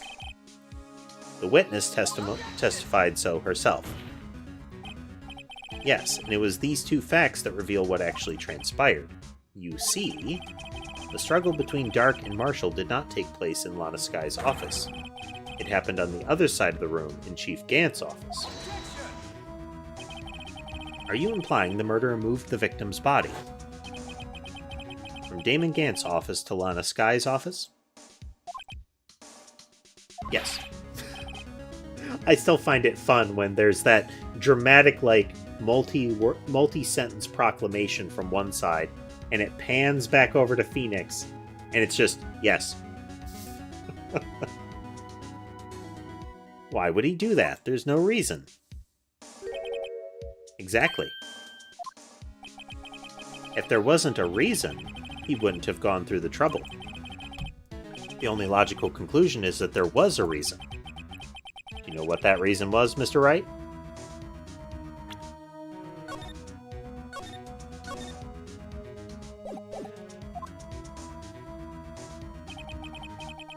Finally figured it out. So this is why Lana tried to stop the trial. It's too late to quit now, though. Please recall the witness's testimony. She said she knocked away the man who was holding the knife. In the next instant, the jar was hit and flew through the air. Now tell me, what could have sent the jar flying? That would have to have been the impact the man made when he was knocked into the wall. Ladies and gentlemen, if I may draw your attention to this picture once more. If the man was knocked in the direction of the shelf the jar was sitting on, what would he have hit?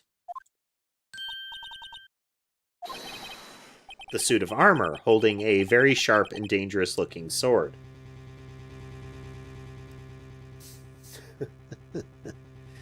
Chekhov's footman spear. Yes. See. Yes. And since the man who was knocked into the armor was carrying a broken knife, it would have had to have been Neil Marshall wielding the King of Prosecutors trophy. No, Mr. Wright, you can't be thinking. Yes. There is another possibility of what actually transpired in that room. Another possibility? Of course, the perpetrator would have had no idea, but nevertheless. I don't know if I can go through with this. Mr. Wright, what's the matter? If events took place as the defense theorizes, then the outcome is obvious. In that moment, assuming the man Emma Skye knocked away was actually prosecutor Neil Marshall. Stabbity.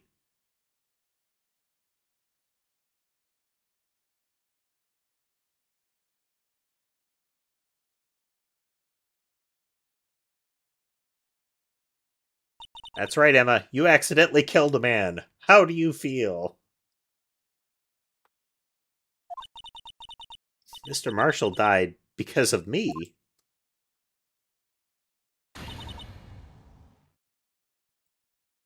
Her brain exploded. Yup.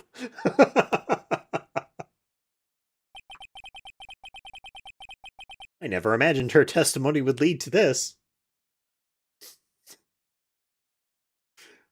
Bailiff, bring the mop. We need to squeegee the witness off the floor again. So it was the witness who took the victim's life, and then proved so with her own testimony. This is unprecedented.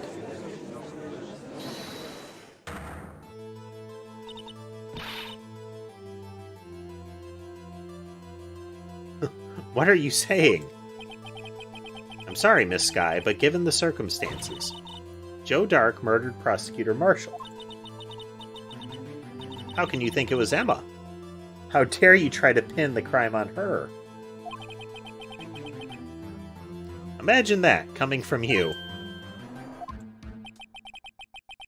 If you recall, it was you who admitted to forging evidence 2 years ago.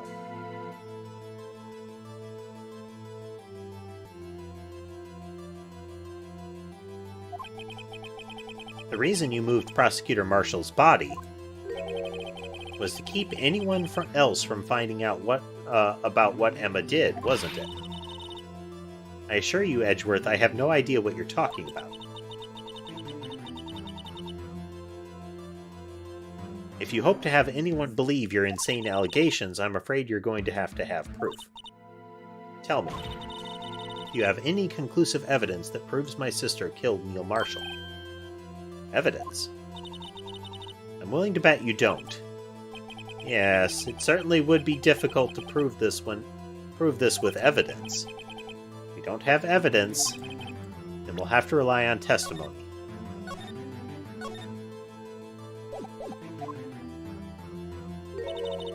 I'm afraid that won't work in this case. Both parties involved in the incident are dead. You certainly can't get dead people to testify. I mean, you could have if you hadn't scared Mia off. Or Maya.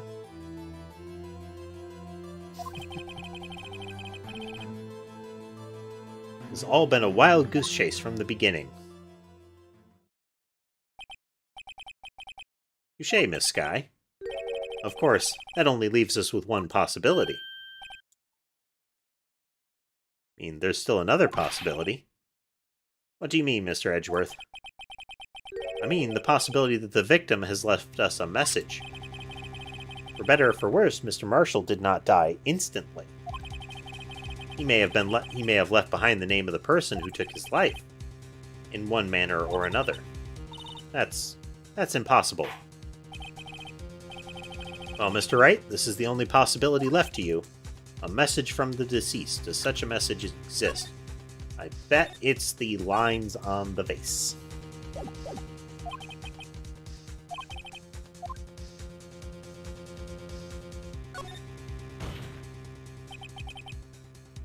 This message from the deceased is already in our possession.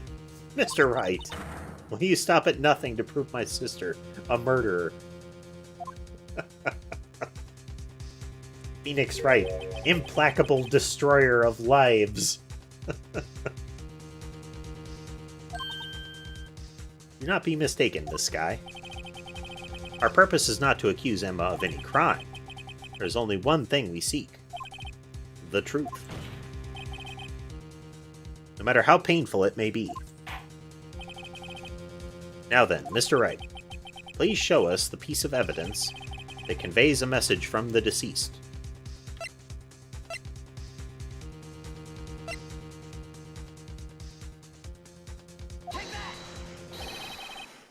This is the message left by the deceased. This is that blue badger from before, right? Oh, is he going to just speak the killer's name? If that thing could, I'm sure it would. It's like everyone's forgotten this is just a jar. The message was left here, on the surface of this jar. What do you mean? If you look closely, you can see a faint trail of blood on this jar. Looks like someone wiped the blood away. Yes, but notice, for some reason, the blood on some of the fragments was not wiped away. There's a line here drawn in blood. So what you're saying is these dots were once lines. Prosecutor Marshall did not die instantly. He used the few precious moments left to him to leave behind a message. One that someone apparently wiped away, but blood must have seeped into the jar where the lines changed directions. Precisely so. All we need to do is connect those points. And the victim's message will become apparent. No. Mr. Wright, what kind of message did the victim leave for us? The victim said to save the game. Your Honor, I believe these bloodstains will reveal to us the answer.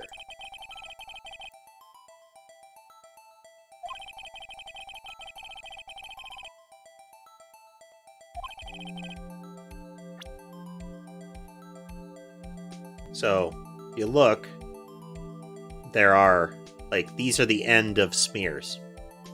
So if we do that, That to that. That to that.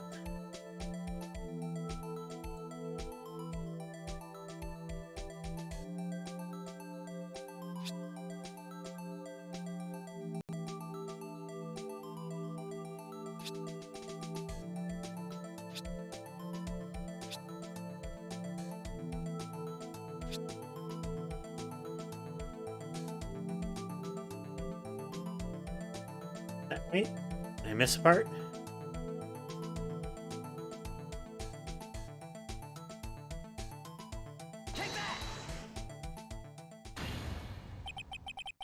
It's a defense attorney's duty to prove their client's innocence. That's why all I've been thinking about is saving Lana.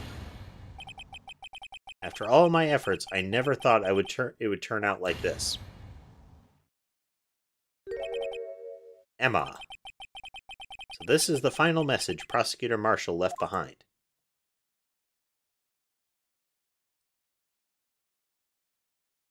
So this was all the stuff that Lana and Gant encountered uh, arriving at the crime scene.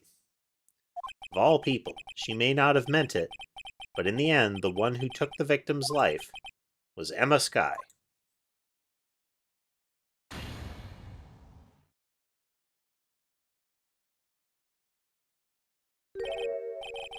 Seaworthy? Can't say I didn't warn you.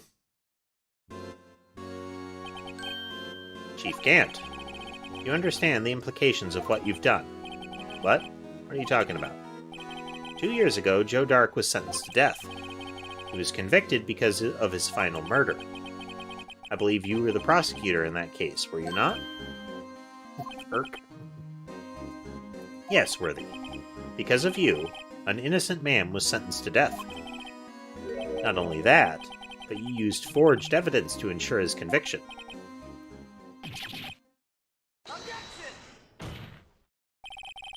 But Joe Dark really was a serial murderer. That's undeniable.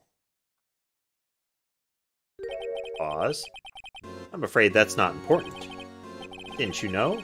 We aren't defenders of justice. What? We're merely keepers of the law. Sentencing a man to death is no light matter. That is one of those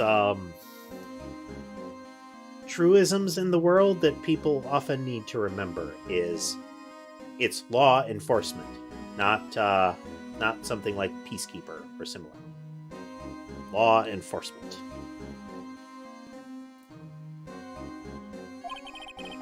Even if there wasn't any cover-up or evidence forgery, ultimately the responsibility falls on the prosecutor in charge. Despite what anyone may say, this fact cannot be denied. Rabble, rabble, rabble. What's going on at the prosecutor's office? They might have sent an innocent man to his death.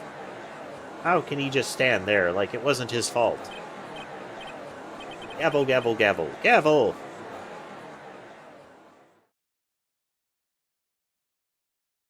Gavel's pounding fell on deaf ears. Unable to settle the crowd, the judge declared a recess. Where this trial is headed, no one knows. Oh, hey, a very definitive save spot. Nice. Would you like to save your progress? Nah, I'm just winging it.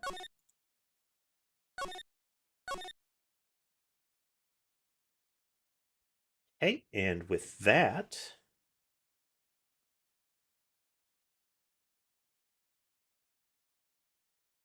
Nice. Well, what'd you think, folks? How'd you like Phoenix Wright tonight?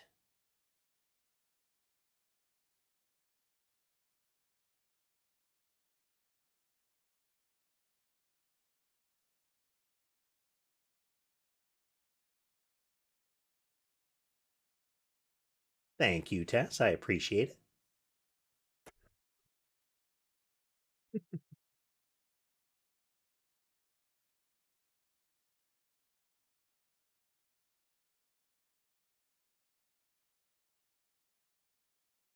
That's right, K-Spate.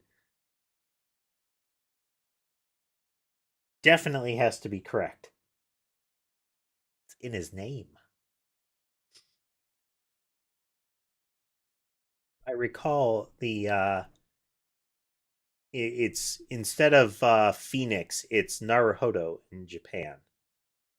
The pronunciation of which I am butchering, but it's kind of the equivalent to say something like, "Oh, I see."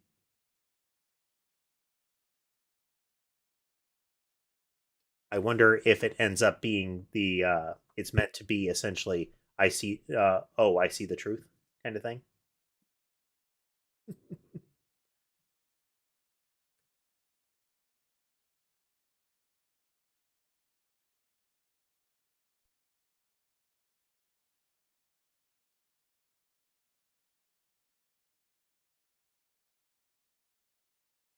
Ah, okay, Tess. Understood correctly.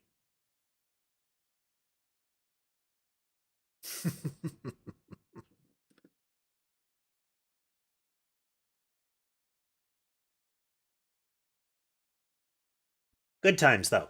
Um as with every time we play Phoenix, right? And it feels like, "Oh man, we're just about to get to the end of the trial or we're about to make a breakthrough." And then it's like, "Oh, nope, to be continued."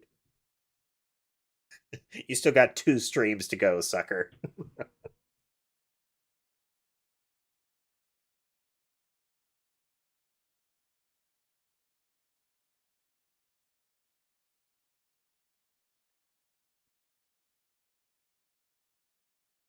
I mean, the entire Dragon Ball series is rife with pun names. Well, not even pun names, just random names. So many villains named after vegetables.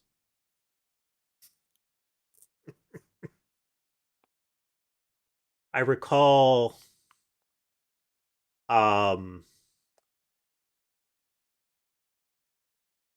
NC Soft. No, it's not NC Soft. Um like Nihon Ichi Software, I think it is. Yeah, NIS. The ones that make the Disgaea series also made I can't remember its name, but it was another like grid-based tactics game in which most of the characters were named essentially pants,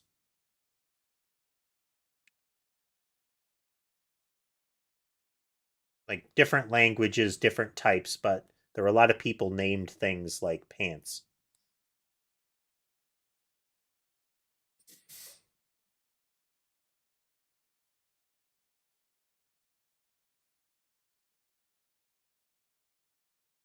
Yeah, I think there was one that was like Bloomer. There was one that was like Culottes, that kind of thing.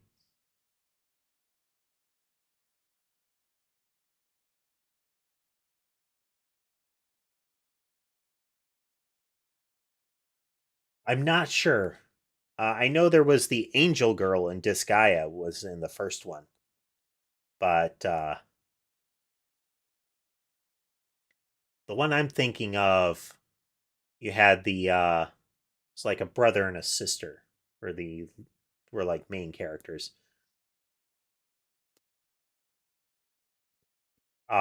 If I recall correctly, it was the precursor to Disgaia's field effects, the really cool kind of grid puzzle that you could do.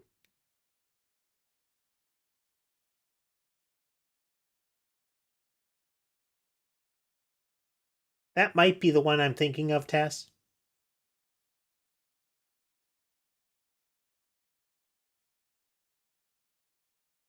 Don't recall. NIS made a lot of fun games in that era. There was another one that I think actually is on Steam now. It's like Rhapsody or something like that. Um, it was essentially a musical, more like Dragon Quest style RPG random battles, but everything still took place on a turn-based grid.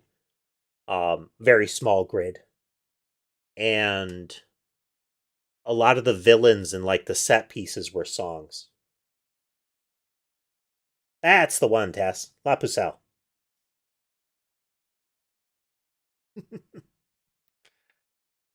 We got to it eventually.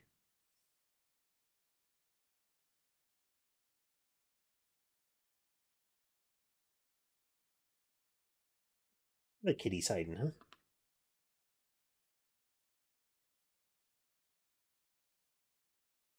Sammy is achieving maximum comfort, and Sherbet is back for maximum comfort on the pillow.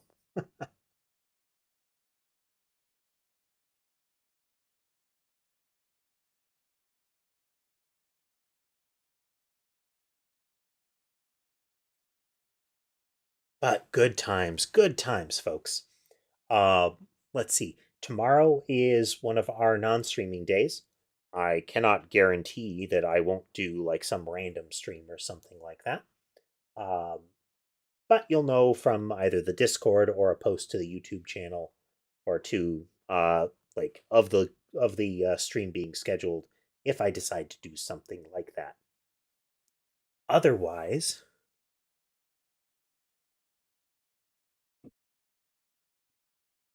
okay, that makes sense there, Des.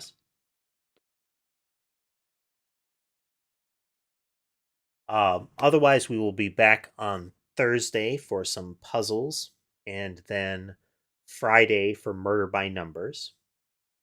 I think that's what the schedule is. Double checking.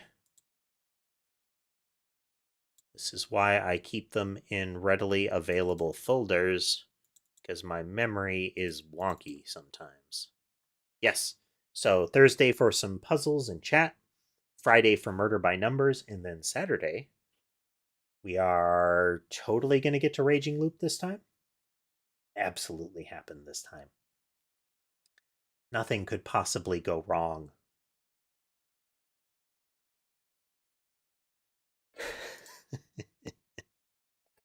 Again, folks, thanks to everyone for watching, and I hope you have a good evening and a good Wednesday. If I don't see you then, otherwise, see you again on Thursday.